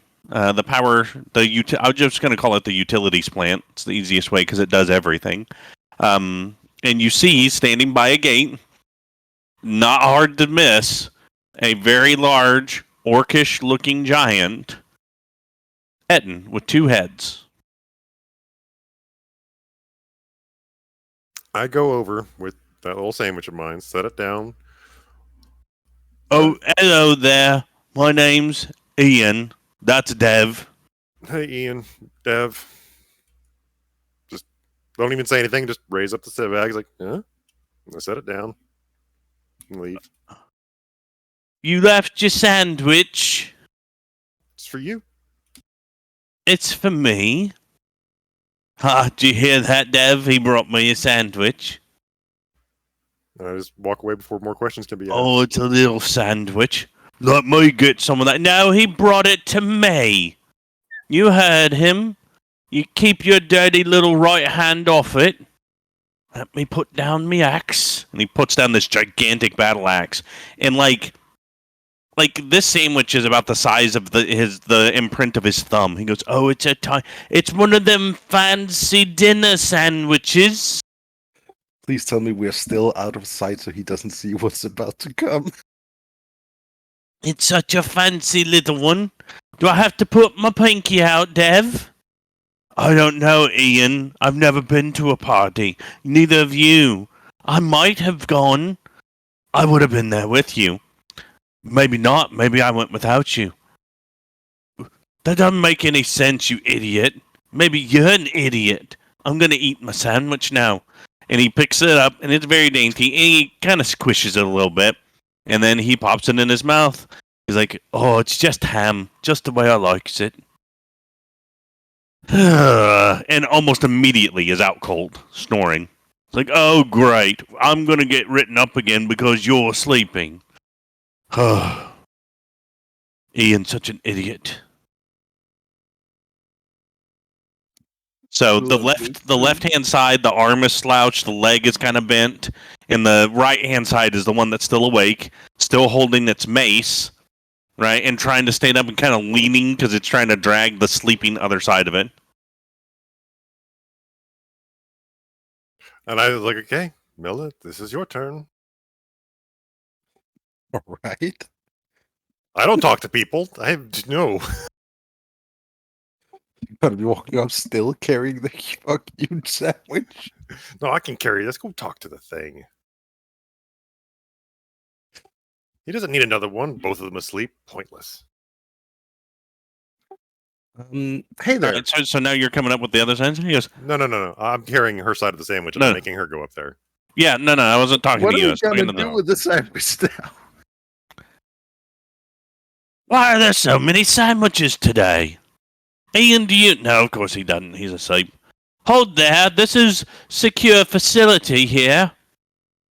Go on about your business. You're Devin, right? No, I'm Dev. That's in. Ian. Oh, that's how it works. I'm sorry. I'm a friend of Braum. He's set to come by, say hi, get your sandwich. We heard you were in Eton, so we weren't sure if we should get two. We got another. Is it like National Sandwich Day or something? Well, it's National Appreciate Your Eton Day. Deception check.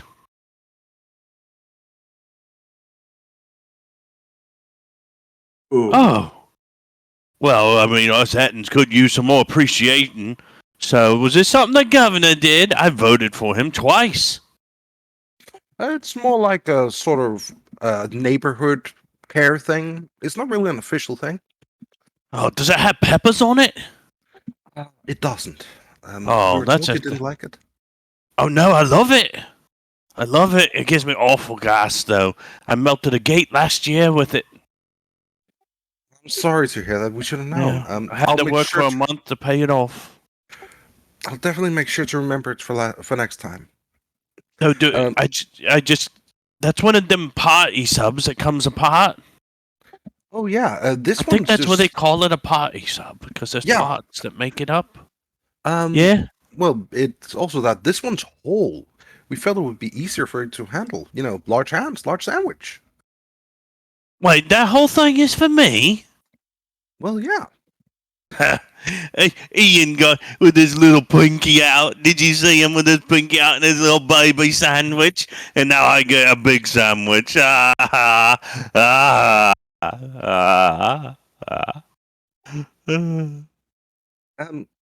Anyway, so is for you, and He flops down and goes, hey, I can only use one of my hands. Can you unwrap it for me, please? of course. Oh, yeah, ain't you just the nicest thing? What's your name? I'm Varn. Your what? Varn. It's a goblin Vaughn? name. Yeah, it's a goblin name. Vaughn? Yeah. What a weird name. Indeed. All right, well, Vaughn, tell you what, this Eton, he feels appreciated. He takes 2 bites of the sandwich, falls asleep out cold. So both heads are now snoring. He's laying on the sidewalk on his back with 2 Eton-sized bites out of the sandwich, which means there's about 5 feet of sandwich missing, right? But he's now sleeping with the sandwich on him, kind of half open, meat kind of spilling out a little bit. But he is out cold at the gate. All right. With any luck, when one of them wakes up, they'll see a sandwich and eat more. I hope Ian wakes up first and just gets really angry at how big that other sandwich is. And by the way, Ian's hand still does have the pinky out. Like, he's out cold, but the pinky is still out. I want to make that clear. A fancy lad. He is a fancy Nari, lad. Roden. Draw a Indeed. face onto the end of the pinky. Named Tony. He sees it and he actually thinks it's real. Oh my god, there's another one! 3 So- heads! So the gate behind them, it is about 15 feet tall, and there is a chain, and it is locked. But the person guarding the gate is now unconscious. I'm thinking I'm gonna grab myself a key.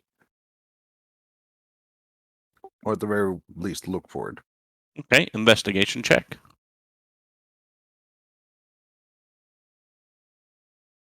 It's not hard to find their 2 pockets. One of the pockets literally has an entire family of field mice in it, including their nest. I'm gonna The give them other a piece of one, bread. excellent, they appreciate it. The other one just has lint. They do not have the key. Barn. Okay, so no key. Any bright ideas on what to do then?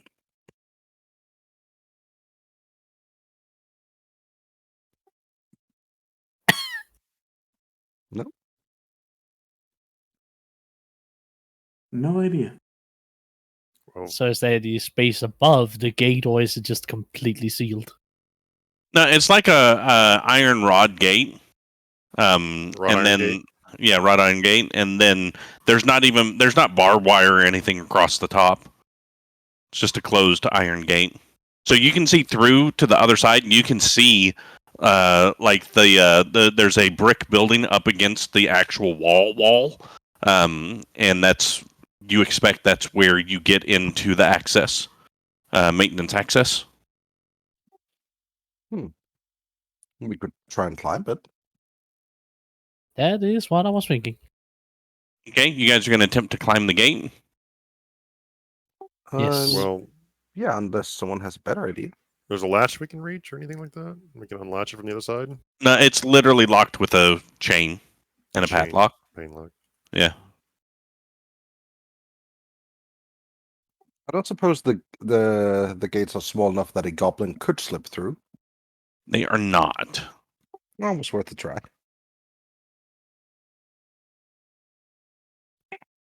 Okay, so climbing over them. All right. Athletics or acrobatics checks. All right. Who? Should we get a rope for the old man so that he can have some help? I am going to, from the other side of the gate, touch Abraham. Okay. Excellent. So yeah, Kent, you're able to scale the fence like it's no problem. So between your hands and your feet, you climb over without any issue. Abraham, do you want to add the D4?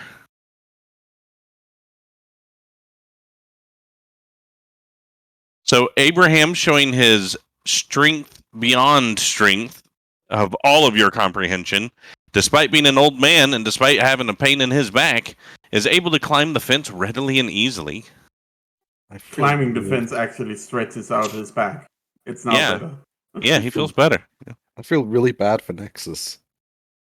Nate starts to get a grip, but his hands are calloused with doing actual work, so it actually makes it hard for him to grip the bars, and he struggles to climb up. I shall guide you, Nate. Gobs, Try again. you're not quite as able to make it look as good or as easy as both Kent and Abraham did, but you are able to climb the bars and flip over. I'm in armor with a shield. This is heavy.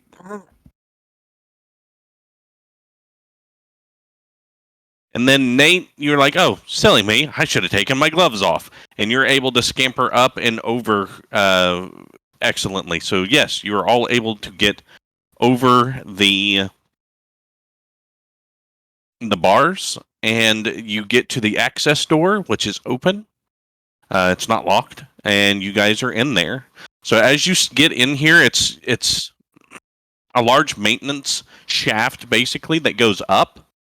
There are multiple large pipes and bundles of cables that also are going up. It is something you do need to be mindful of. One of those pipes is full of hot steam, so it will burn you to the touch. And it's basically, as you climb, you've got just straight up and down ladders that are, they go up about 50 feet, and then there's a stopping point, right, where there's different access points and things like that. So every 50 feet, there's a landing that you can stop at, but it's a straight vertical climb from here. So at this point, we are going to take a break because I need a drink and I need to take some more medicine. And then we will come back for the ascension into... Death. Yes, death. Ascensions into death. So It's not ascent from Avernus. It's ascent to sewer. yeah. So 5 minutes, and I'll be back. Mm-hmm. Rejected but dirty, ascent to sewer.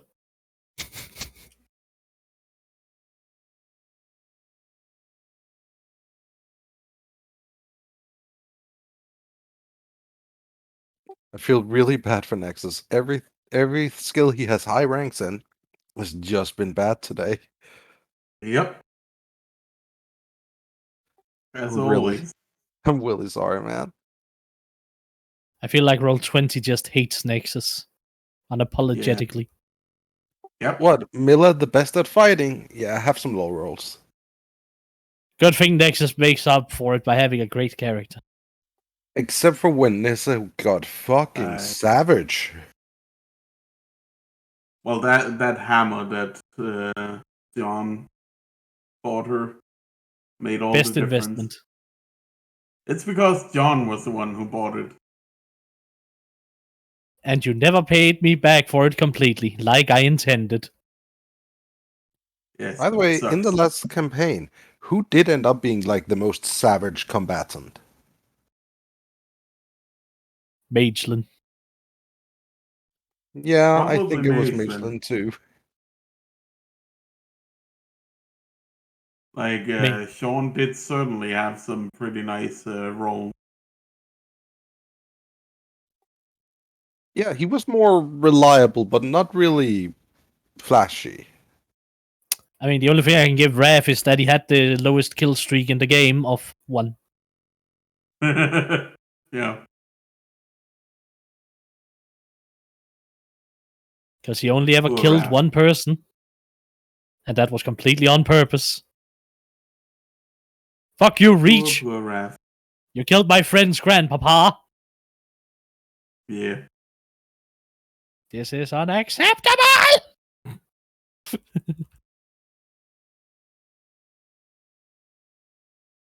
Yeah, I wonder what my average is. It must be like 6 or 7. In the campaign I played this morning, I also rolled extremely terrible. And I'm playing Chuckles, so even though I'm level 6 at this point, I still have like a +9 to my skills. So when I'm barely breaking 10, like, what the heck? I feel bad for you, buddy. Yep.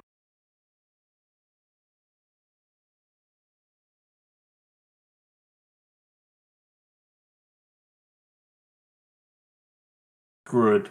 Next time I'm playing a sorcerer or wizard who does nothing but cast magic missile.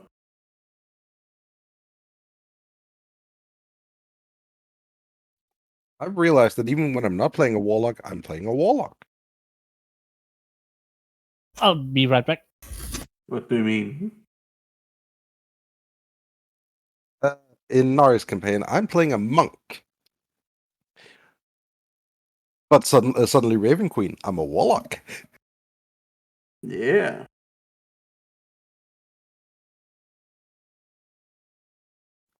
And Nemo, he was a wizard, but spider insertion in arm. He was a warlock. True.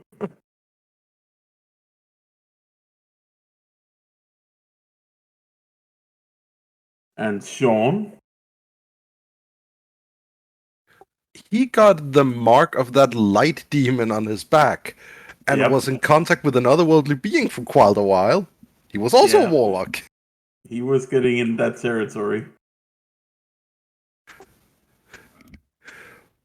I mean, I do like it, but I am back. I've got a liquid IV and a pair of Twinkies. Let's go! Is it- Twinkie IV. Also, I feel kind of bad because from the get-go, like, I was proud that you said you were going to go look for Braum because I was going to have Braum show up and apologize. Like, oh, that's even better. But yeah, I felt bad that you're hyping up about beating the crap out of him. I was like, he's going to help you. He feels bad. it's fine. I like the idea that that Gobs thinks the world is out to get them, Yep. and very much goes in with that mindset to every situation, and just gets proven wrong. It's wholesome. Yeah, and there's a big difference between being like the block bully drug dealer and being the gangster who's going to kill your mom if you don't pay the money. Right? Yeah, because the gangster who's going to kill him off if you don't pay the money, that's the Loxodon. And I imagine that bro might have taken a look at that future and gone, I don't want to go that route. Yeah. Well, I mean, literally the assassin for the Shade showed up and go, hey, we know you know her. And he was just like, oh, no, we're not friends or anything. He's like, doesn't matter. You know where she's at and where she stays. Take this letter to her. Yeah. Like, you're free to beat each other up, but that sword, no. Yeah, I like that that whole exchange. like the moment he saw she was going in with weapons and killing intent. Oh, okay, this has gone too far. Clearly. Also, I hadn't planned on it, but now I want Dev and Ian to be reoccurring characters forever. Yes. They're a lot of fun. So here's a way you can do that. I suppose you don't mind ideas? Go for it. I'm eating a Twinkie. It's the best time to give me ideas. Have them literally be fired from this job and show up at another job. They're just gonna be changing jobs throughout the campaign just to show up all the time. The pinky out stuff cracked me up. I was trying not to laugh at myself. And I know that's kind of a faux pas to laugh at your own jokes, but I thought it was hilarious. It was. It was cute. Dan, are you Also- back? Also, fuck everything that's a faux pas.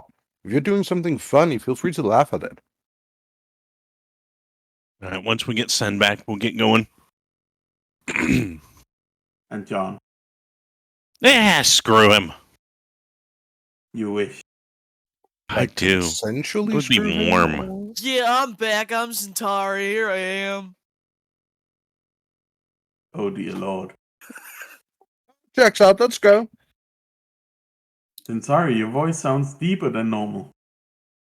Yeah, I thought I'd try something different, you know? Like being a man. With a very feminine giggle. Hee. He does have a girly giggle. Cougar. Alright, we'll complete again, I guess. I'm I looking don't forward know to what see. kind of an accent this is, but I'm running with it. Sounds like a Making fun of my pretend accents. Texan. Making fun of my accents. No. No, No. I wasn't Speaking of, pretending to be you. Mm-hmm. Speaking of making fun of your accents, What?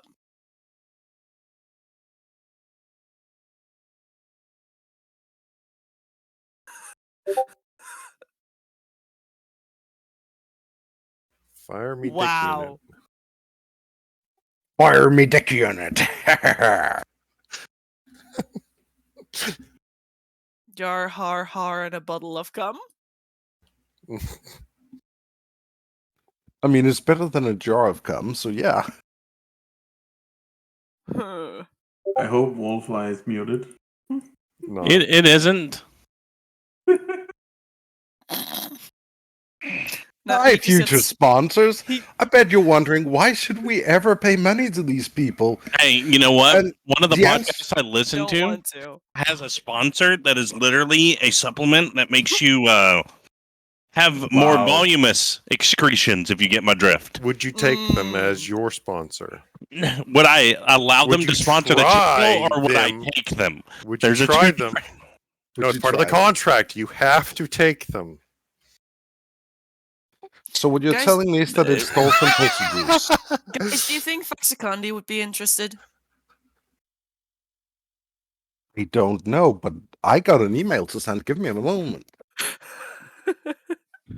What are you doing to me? Nothing. I'm sending an email. Don't worry about it. You know, the fact that I know that you're doing it innately makes me worry about it. Because you told me specifically not to worry about it. I worry about it. Yeah. So But don't worry about it. I wouldn't worry about it if I were you.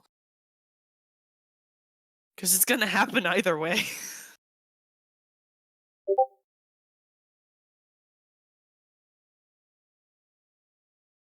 So let's see what kind of contacts they got. Well, contact at royalunibrew.com. Seems like it will work. Yes. But since Yeah. you guys are all here again, I'm just gonna mute and you can continue. I need my DMG. Then grab it. I'll be back. Alright, so we're not all back. Yeah. The Oh. DM just left. Then I will post this in Doc's place. Should I do this from my personal Alright. email or my business email? Business. Yeah. Make it sound super serious.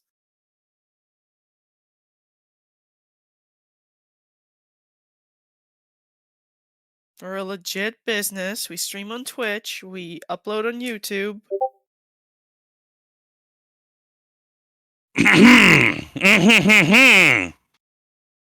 DMG. Dimig. Damage. DMG.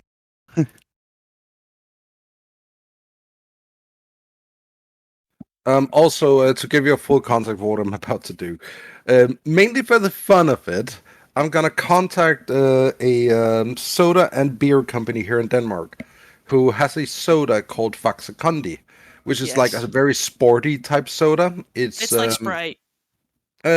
Yeah, it's like Sprite, 7 just a lot less of the lemony flavor and more of the dextrose flavor, like the Yep. type of sugar you get from grapes.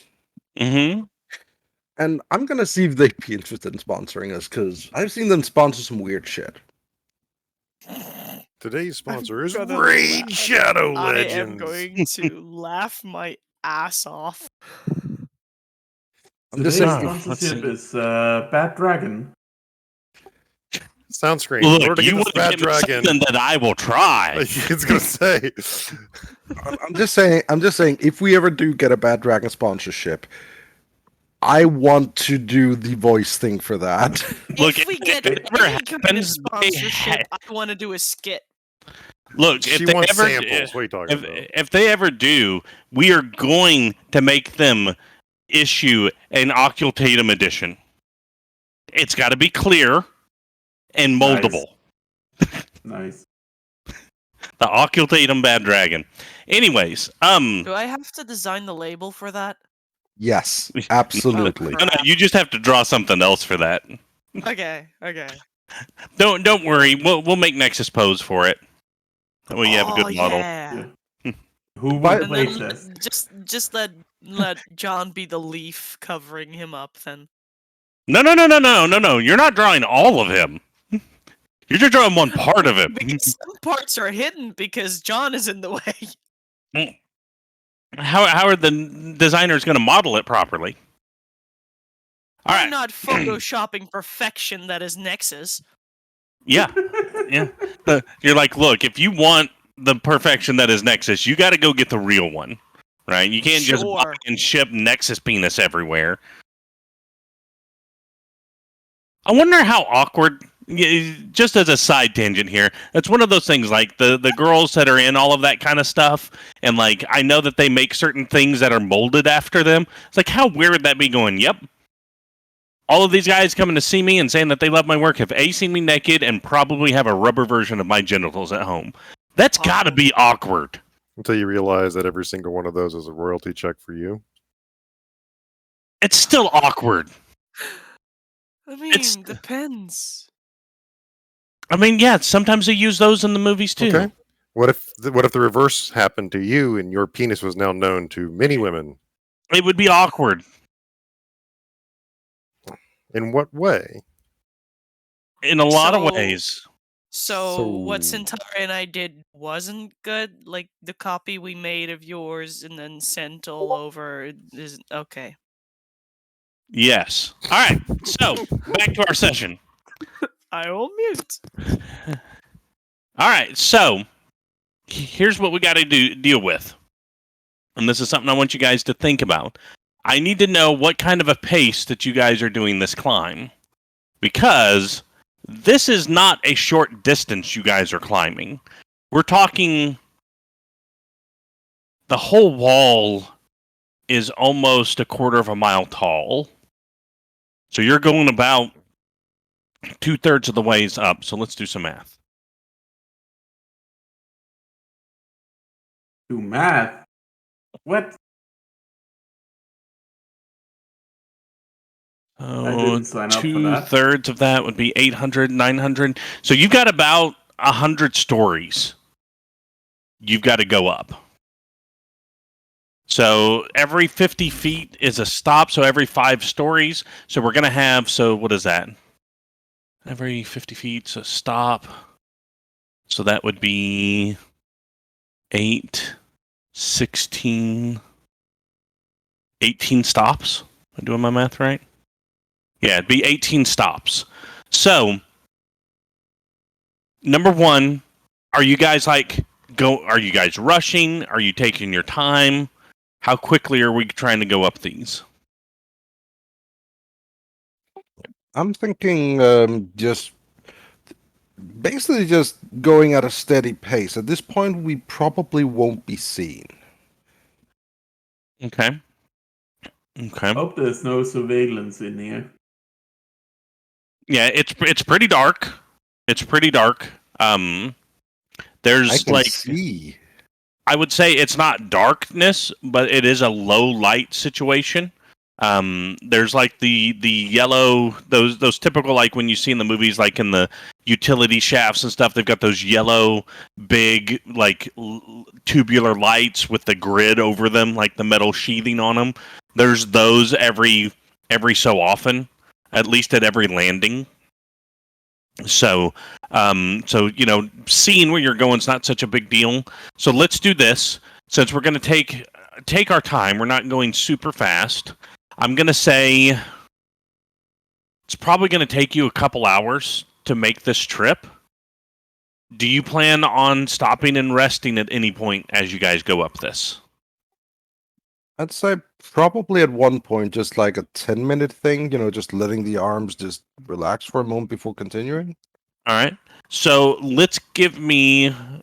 I want Constitution saves from everybody. Well then.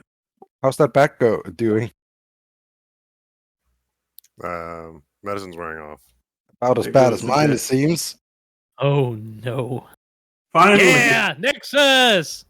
Woo! All right. So you guys move up. You do take a break. Did anybody bring any food?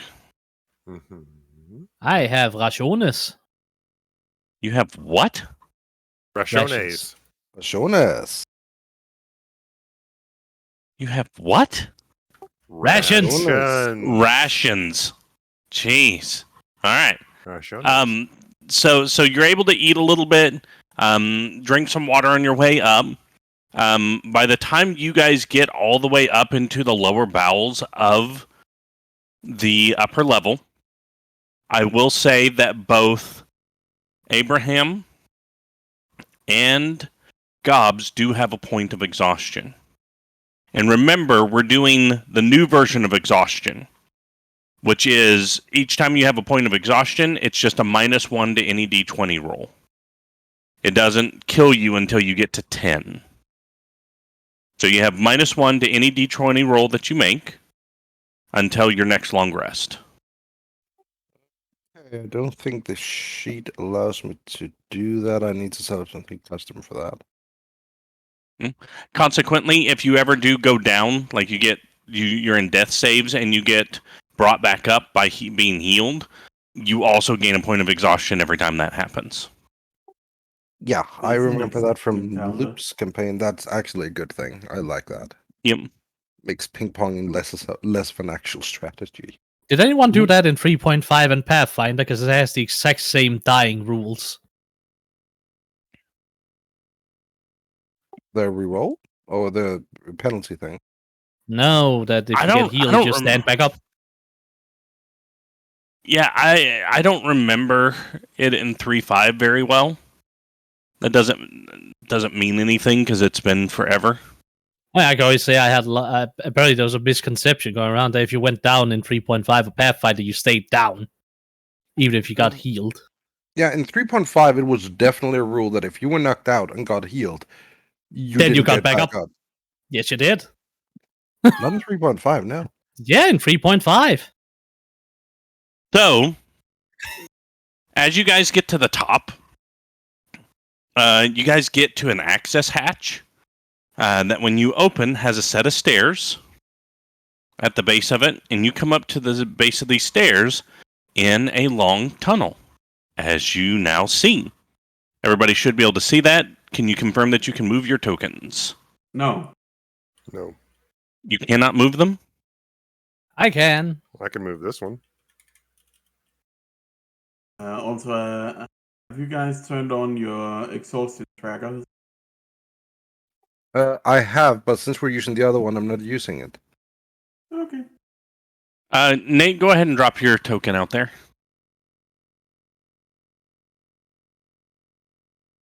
Okay, can you move it now? Yeah. All right. Oh, okay. I can actually use the tracker because it just tells me, it just writes what it does. But it only goes up to 6. Yeah, if we get beyond that, we'll deal with it. Okay, I need. What's our range on that? I need perception checks. This has to do with hearing.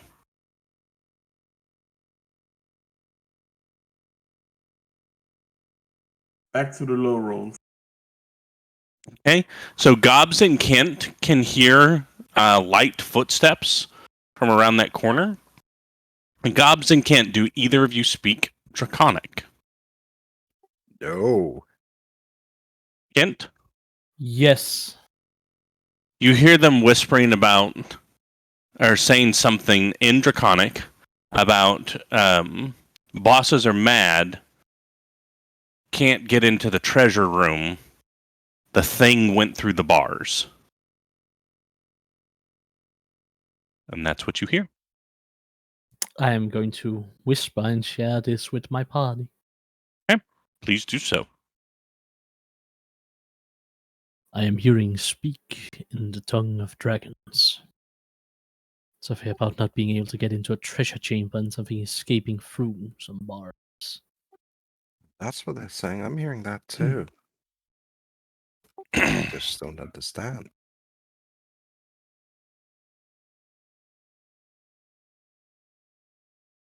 So, what's the plan here?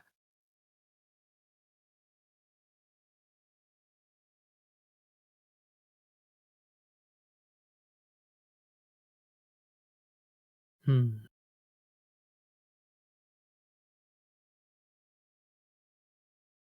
So they're most likely people who shouldn't be here either.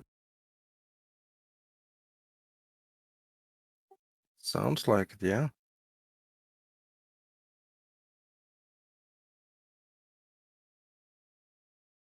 Any chance we could scare them off?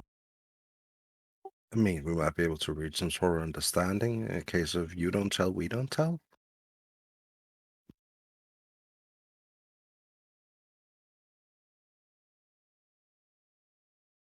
That is definitely an option.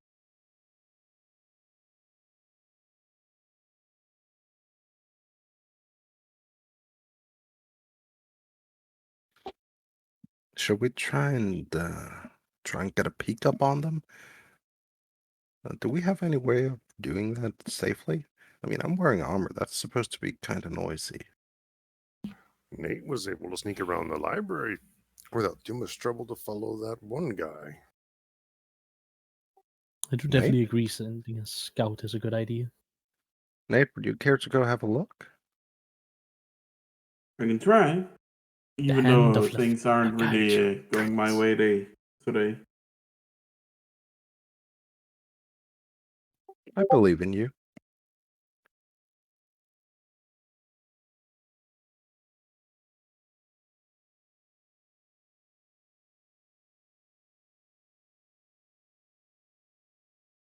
And I will move down. Down. All stealthy like. Okay, give me a stealth check. Clink clunk. Clink. Remember, you're D4. Alright. Sorry. It's all right.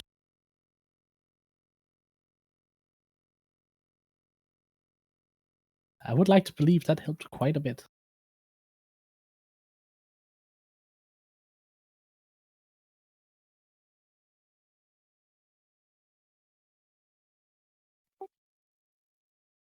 You can go ahead and move up to the corner. Time to peek around. As you peek around the corner, you can see the backside of a pair of kobolds. One just dressed in a loincloth, the other one actually in armor with a shield, as they are patrolling. Is this a alleyway? You're in maintenance tunnels. Okay. You've gotten So- up. You're in the underbelly of the sales level. Right. I just didn't know if it was for some reason I just thought it looked more like an alleyway with an open top or something. Yeah, no, it's not an open top. Okay.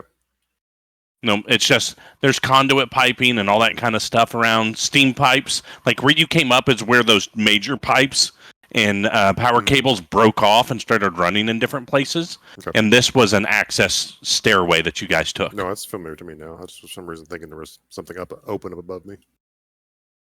Maybe we could get above them is what I was thinking. I don't know.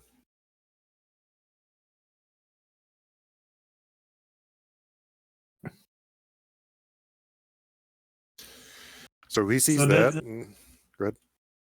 They're just standing there. Do they They're seem to have noticed? They're patrolling. They do not seem to have noticed you. So are they on the way away from me?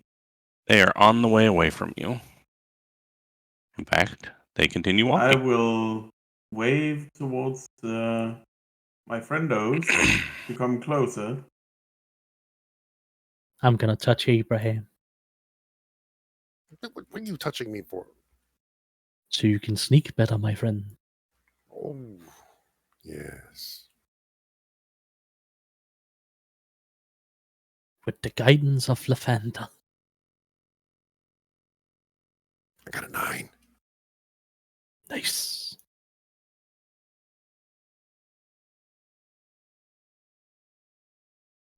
Eat.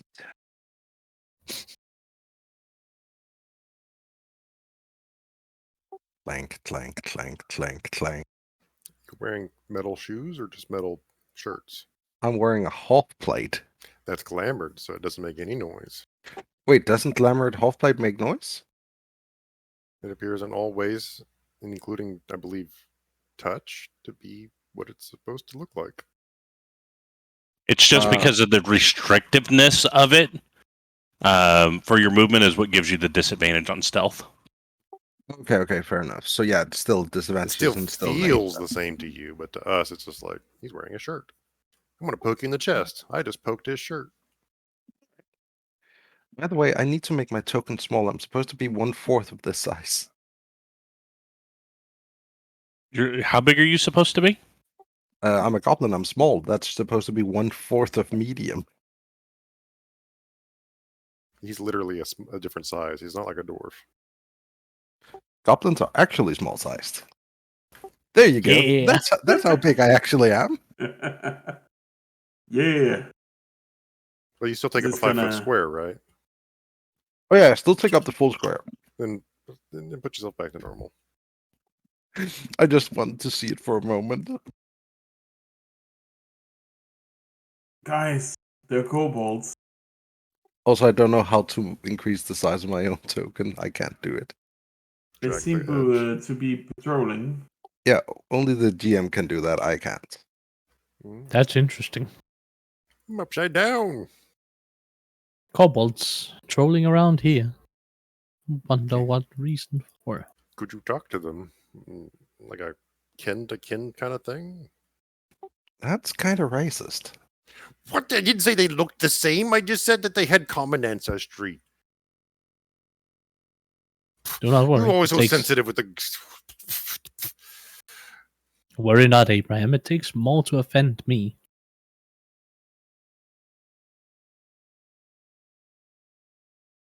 Unless that disappoints you, then I could act super offended. No, it's just everybody thinks I'm trying to be offensive.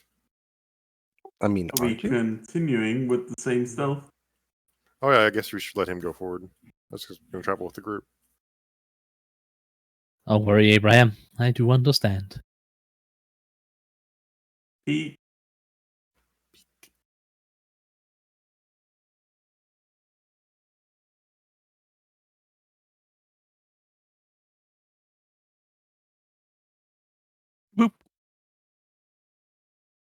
Scooby Doo. he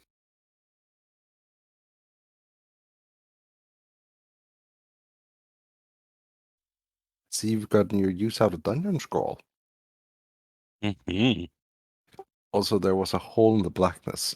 I saw Yeah. movement. I'm sorry. Right there. Okay. That's okay. Just waving Milla forward. And I'm Yes, gonna that's wave the the only others one. forward.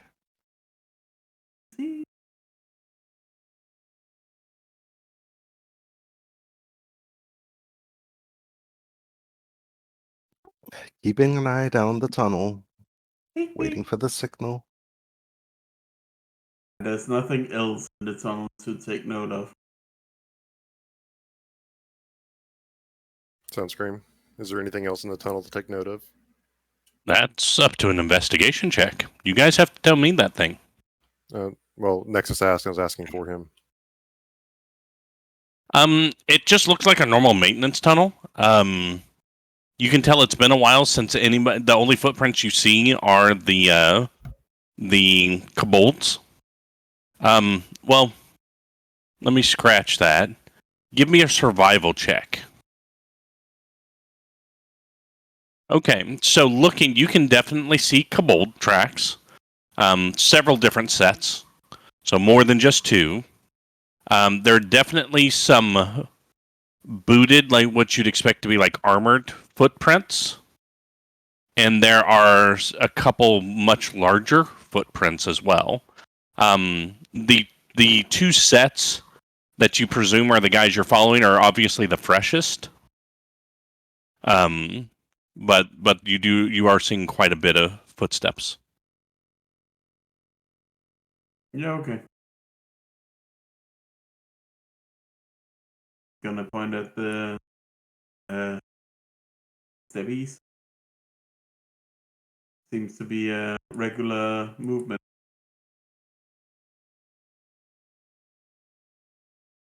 And I'm it's still showing you hearing when the I move these kobolds. guys, isn't it?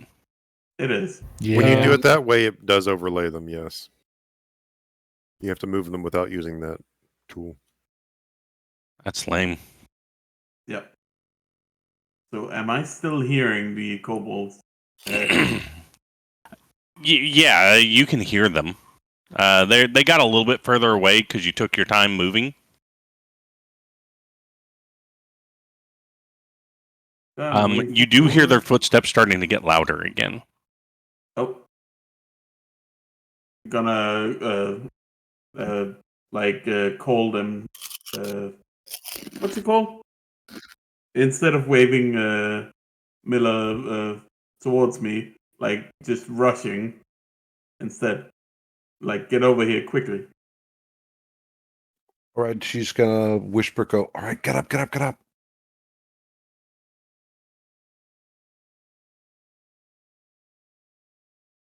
They're right around the corner. What are we gonna do? On your We're signal, gonna mate. talk? On your signal, we're gonna knock them out. Okay. I'll take care. You just want them knocked out. I'll take care of it. All right, go ahead. I step out and I cast sleep on them. Okay.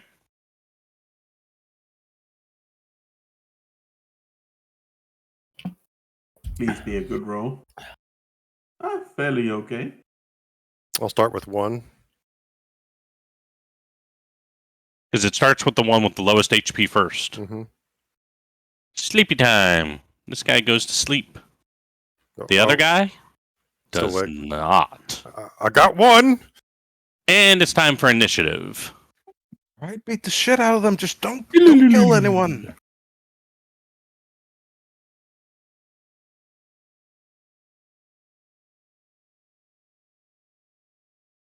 And this is where my roll's gonna be terrible. Let us see. Hiya! Ah, finally. Nice job, Mr. Grissom. Ops is clearly itching for a fight. I was tired of having good rolls all evening. I was supposed Finally, to a bad get one. both of them. And then the fight begins. Kent, why are you on here twice? Because last time we were in combat, you probably haven't erased me. Or not Kent.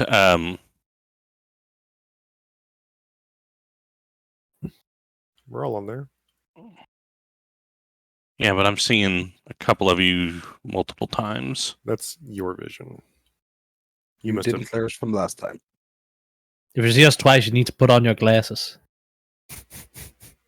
Or you need to stop drink taking less. whatever medication you're taking. Or drink more. Drink more medication. Drink more liquid, drink less whatever you're drinking right now. Get some of that purple drink. Get that codeine in there. It's the Twinkies. Twinkies. Don't you badmouth Twinkies. It's Twinkies? Okay, I will badmouth Twinkies. Twinkies used to be better. I mean, that's not untrue. All right, Modern Twinkies suck. Gobs. It's your turn. There's a shield wielding kobold in front of you who looks very angry, especially that his buddy just fell asleep. Oh, he's about to get a lot more angry. And that's when we find out he's a barbarian. Like, so just rush straight up to him, sword and shield in hand. A 12th level barbarian. You can move 30 feet in a turn? Yeah. Nice. Goblins are small, but do have 30 feet of movement. They're quixies. All right. What you doing? Let's see. I am more or less just gonna bonk him. I'm trying to use the flat of the sword. I know that doesn't matter in 5e, but Yeah. basically I'm going for non-lethal is what I'm saying. Okay. Oh, it's not supposed to be advantaged? I'm sorry. Either one would have hit, so it doesn't matter. Also, that was disadvantage, which was also not supposed to be. Max 11. damage. All right. You crack him in the face, and he just snarls at you. Just go down. It doesn't have to be hard. All right. What else would you like to do? What are they I'm just- even doing here? Well, we don't know. Yeah, that's about all I'm doing. That's my Okay. turn. Nate, what would you like to do, my man? Oh, I am gonna walk awkwardly over there. Okay. And I am going to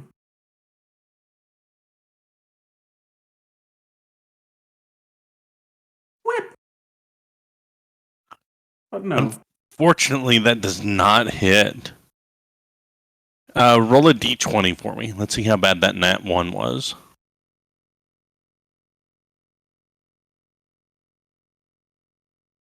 Yeah, it's just a miss. So it kind of gets tangled a little bit, and you can't quite get it to thwap like you want it to. So you end up just smacking him in the face.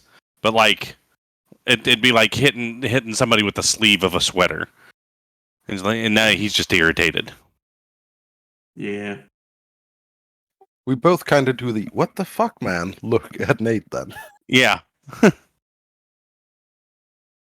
Yeah, sorry, I'm not used to using this. And that is my turn. Othokent, what would you like to do, my friend? I am going to step forwards into the limelight. Don't bask. Don't bask. He's basking. Shit. I'm always basking. Frills Yeah. out, baby. Frills out. Now he's not going to be Who's useless. asking? He'll be useless till next turn. John God is. Dang it. So, because D&D 5e is such a great system, I can non-lethally cast spells at him. So I'm gonna say, toll the sleepy ones.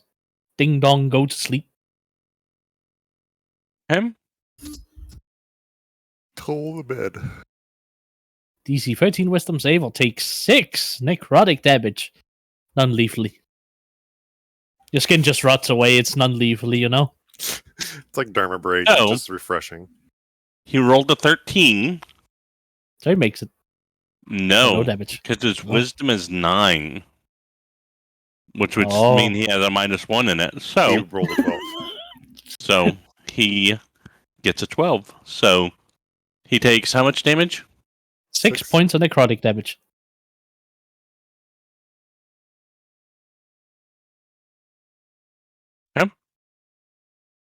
Still don't see how that could possibly be non-lethal, but what do I know? A lot of things. All right. What else would you like to do? Disintegrate non-lethally. Well, I see nothing to use my bonus action on, so I'm just gonna stand here looking sexy. Disintegrate Excellent. specifically states if they go to 0, they die. All right. It is his turn. He will just scream in Draconic, for those of you who can understand it, Yes. for the clan.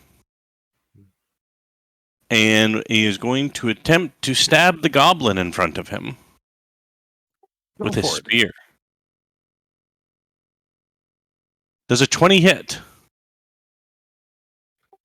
I have not updated my AC. 17. It would, but I'm going to use a spell slot to cast shield, so it will not hit. All right. As for how the shield Oh, looks, let's back up a second. He failed that save. No, he doesn't have disadvantage, right? No, he just Okay. takes damage. What am I thinking of? Vicious Mockery is what I'm thinking of, isn't it? Yeah, I just don't have remember that the anymore. mockery. Okay. Yep. All right. Well, then he will still try to attack you again. Oh, describe your shield. I'm sorry. I'm thinking that the shield is going to be this sort of, basically a sort of smoke that exhales from the black arm and just solidifies midair, actually being the sort of chitinous shell that sort of deflects the blow before dissipating into thin air, just basically crumbling away.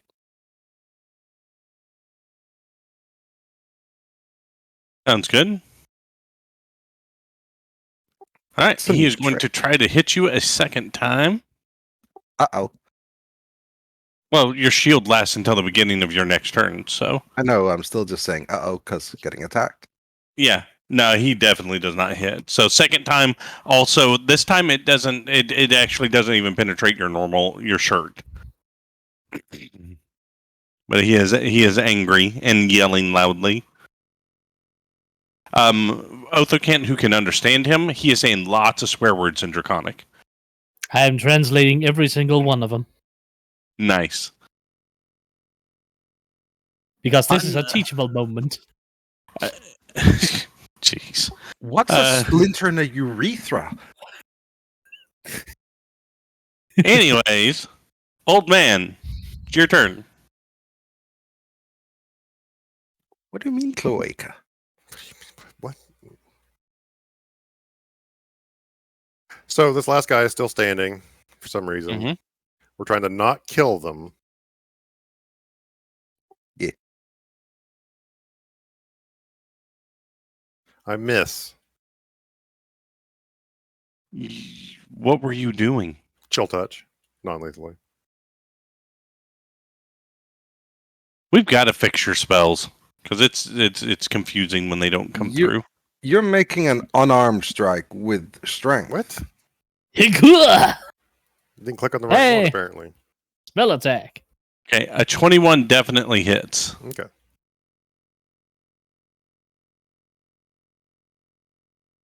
And he can't heal till next turn. Or beginning of my next turn. So he takes 4 points of damage. Mhm. Okay. Cold damage. Oh, that reminds me. Isn't that necrotic chill touch? You're thinking of something else. Oh, somebody do me a favor. So I meant to do Oh, it. it is and I- necrotic damage. That was cold damage. Yeah, chill touch. Not cold damage and not a touch attack. On Somebody roll a d10 for me. Not a touch attack. Sure. 10. Thank you. Okay, he's green. As a side note. Thank you. Ooh. All right. Chill touch is a spell attack, dude. Nice. No, he said it isn't a touch attack. There's no such thing as touch attacks. No. There not are anymore. melee spell attacks, but that's about it. Melee spell attacks, yes, but touch attacks were a different thing in 3. Yeah, touch attacks don't exist anymore. No. Thank God. Yeah, I'd give my arguments against that statement, but anyways. I Gobs. like not having 4 different ACs. I can understand that. I'm gonna smack the guy with my sword. Go for it. Specifically, though, I'm going to do something new, something I haven't done before. Woo! I'm going to utilize this, which is a driver on a normal melee attack. Go for it. Also, still non-lethal. It hits. 8 points of non-lethal damage. Okay. If he moves on his next turn, he will take 1d8 thunder damage. If he willingly moves. Okay. Are you gonna disengage? Bonus action disengage. Go for it. Just to there. Yeah. And he is now bloodied. He's a tough cookie. Yeah, it's kind of surprised for his CR how much hit points he's got. And that is my turn. We need him on our team. He's a great tank. Indeed. Hip. Yep. Also, I don't know how to describe Booming Blade until it triggers, so. Gonna keep trying with my whip. Just humming in the air after you hit him. It transfers like energy hitting from it, your sword. like hitting a tuning fork. Alright, that does indeed hit. 6. Still on his feet, but he's definitely looking worn and tired. Now watch me whip. Yeah, and that is me. And I? Hint, Yes. it's your turn. Ding dong, go to sleep.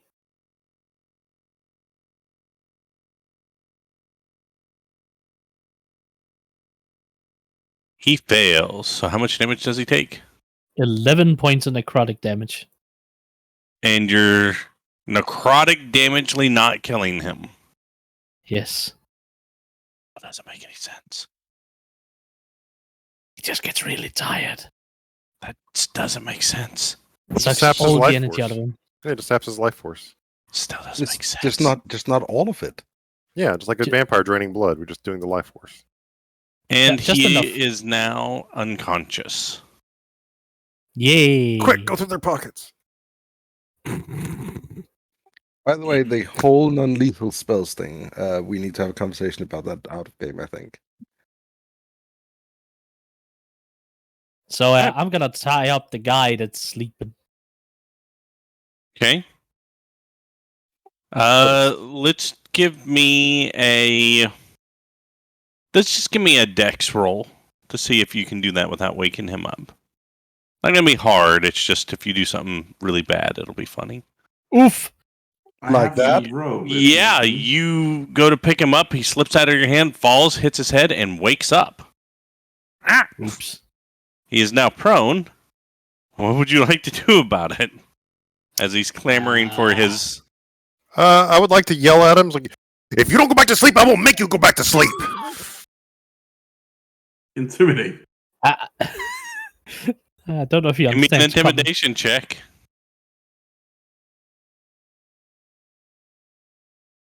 He is going to use half of his movement to get up, and then the other half To go to sleep. to try to run. Attack of opportunity? No. He Do you- does do you- leave your Leaving space. that range. Yeah, go for it. Trip him. That hits. And he is unconscious as you catch him in the temple. He had way less hit points than the other guy. Good shot. Nice going, Nate. I'll go ahead and do this for you. Oh. Seems like I got the hang of it as soon as I got warmed up. Yes. Yeah, you're Great quite job. happy with that When thing. you've been climbing up for half a mile, of course your wrists are sore.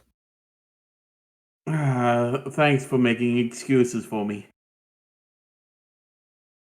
You're welcome. Do we need to make more? No. We'll This is, compliment you until you're a puddle. Oh, please no. Please stop. Nate, I really appreciate just Stop. you in general. You're Wait. such a helpful person. Always Hold on, friendly. Gobs. Are you saying that Nate is a non-Newtonic fluid? What? I'm asking, are you saying he's a non-Newtonic fluid? I don't know what that is. So a Newtonic fluid, like water, is a liquid that only changes states based on temperature. A Dear non-Newtonic sweet fluid. Jesus, are you guys tying them up or not? Yes, I am. yes, we are. Good Tying them up. crap.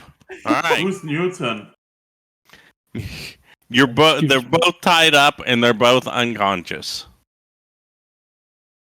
Also, are they wearing socks at all? No, they're not. Socks with sandals. I would have put it in their mouths is all. No, they're not wearing socks. One of them has a leather or a cloth, like kind of loincloth on. They got muzzles. other just one wrap is a belt wearing around their arm. mouth. Yeah, I'm not evil enough to take a loincloth and stuff in their mouth. They just take their belt and wrap their mouth. They have a snout. Yeah, that's a good idea. I'm gonna do that. Okay. Mouth successfully wrapped. I assumed that you did that when you tied them up, but double Yep. up with the belts. Why not? Sure, whatever. We're tied up and we're moving on. So it's now the end of session time. Do we want to continue going? I'd advise getting around the next corner. Yeah, check the Let's get around the corners. next corner. As you check I'm- the next corner, you lay eyes upon the most evil and fiendish thing that has stopped and derailed many a party. The gazebo. A A door. door. Oh, Jesus. And that's where Oh, we no. will end this week's session. Where's my Sonic Favorite cage? foe. Bum, bum, bum. Close to 15 years of D&D has prepared me for this moment. And still you're not prepared enough. No. What's going to happen as soon as we come back to this? Like, all right, we're ready for that door. All right, guys, it's a puzzle. What? It's a riddle. No, solve it to get through. No. One of my doorknobs Doorknob. only. I mean, it's like, what's the puzzle? One of my doorknobs only tells truths. The other doorknob only tells lies. How do they talk? You only Shut have up! one doorknob. There's only one door. This is a riddle for 5-year-olds. How is it stumping a bunch of you adults? No, I have a better question. Oh, boy. Which of the two doorknobs just explained the rules to us? No, all it is, it's a doorknob that says, "Turn me the right way, and I will open." Which way's the right way? You know what? I think this is Does just it mean too like much- right isn't correct? Oh, I don't want to turn the other way. What's trapped? No, Just you know what? I turn it think this. both ways. I think this puzzle is just too much effort. We're just gonna, I have acid splash as a cantrip. I could just cast that infinitely on the wall until we're through.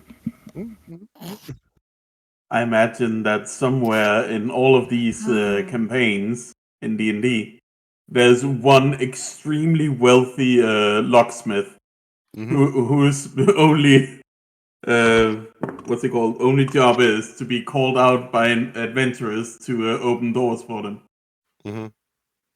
I think one of my favorite Yeah. traps was a living mirror that said to be allowed through this door. The whole big riddle thing.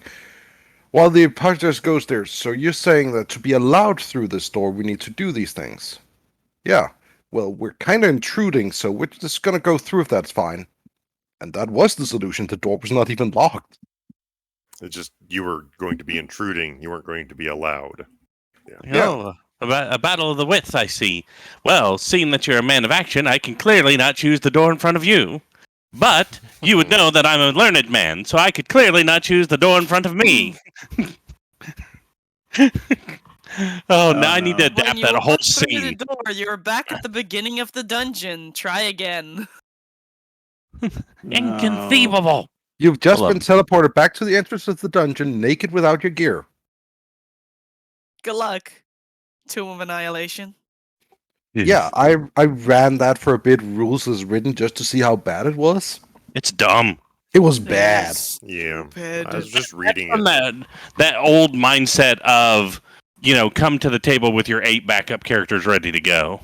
You know Come what? to the table with a challenge to solve problems. You know what's not It's a worse fun about strategy it? game anyone. at that point.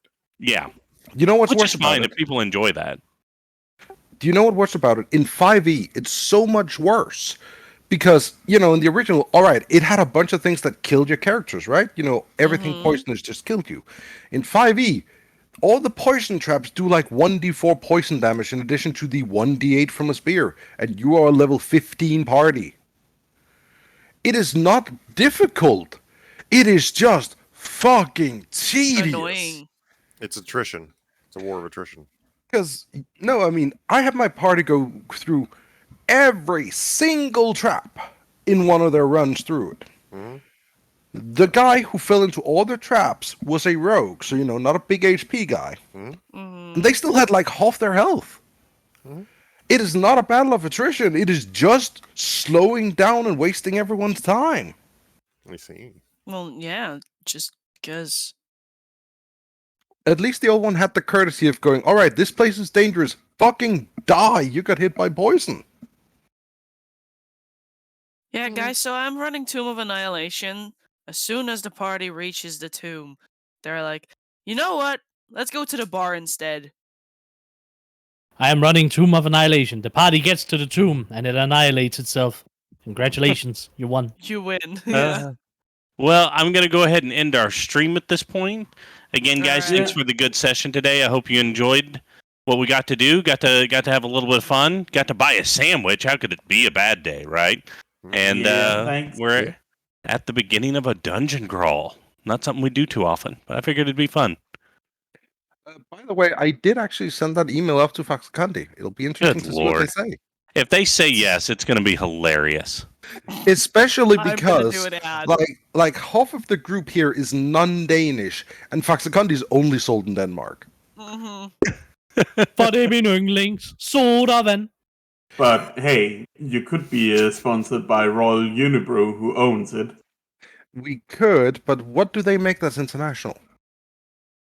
Get a sponsorship Royal? from Heineken. Hey, Like the you know beer what? Royal. I'll make you a deal. You get Heineken to sponsor us. I've never had a drink of alcohol in my life. I will drink a beer on camera for that sponsorship. But why Heineken? He's just saying if you I'm give him a just- good I'm sponsorship, just- he will What drink I something. came up with. Yeah, I'm just saying, if it gets to that point, I will do anything but eat that Okay. nasty fermented fish crap that they do. So I just Stop looked up. it. I just looked up what. Surströmming. I just looked up what brands are under Royal Unibrew. So we might not get still Faxakandi, but streaming, there's a aren't we? fairly good chance we could get Pepsi, 7-Up, or fucking Mountain Dew.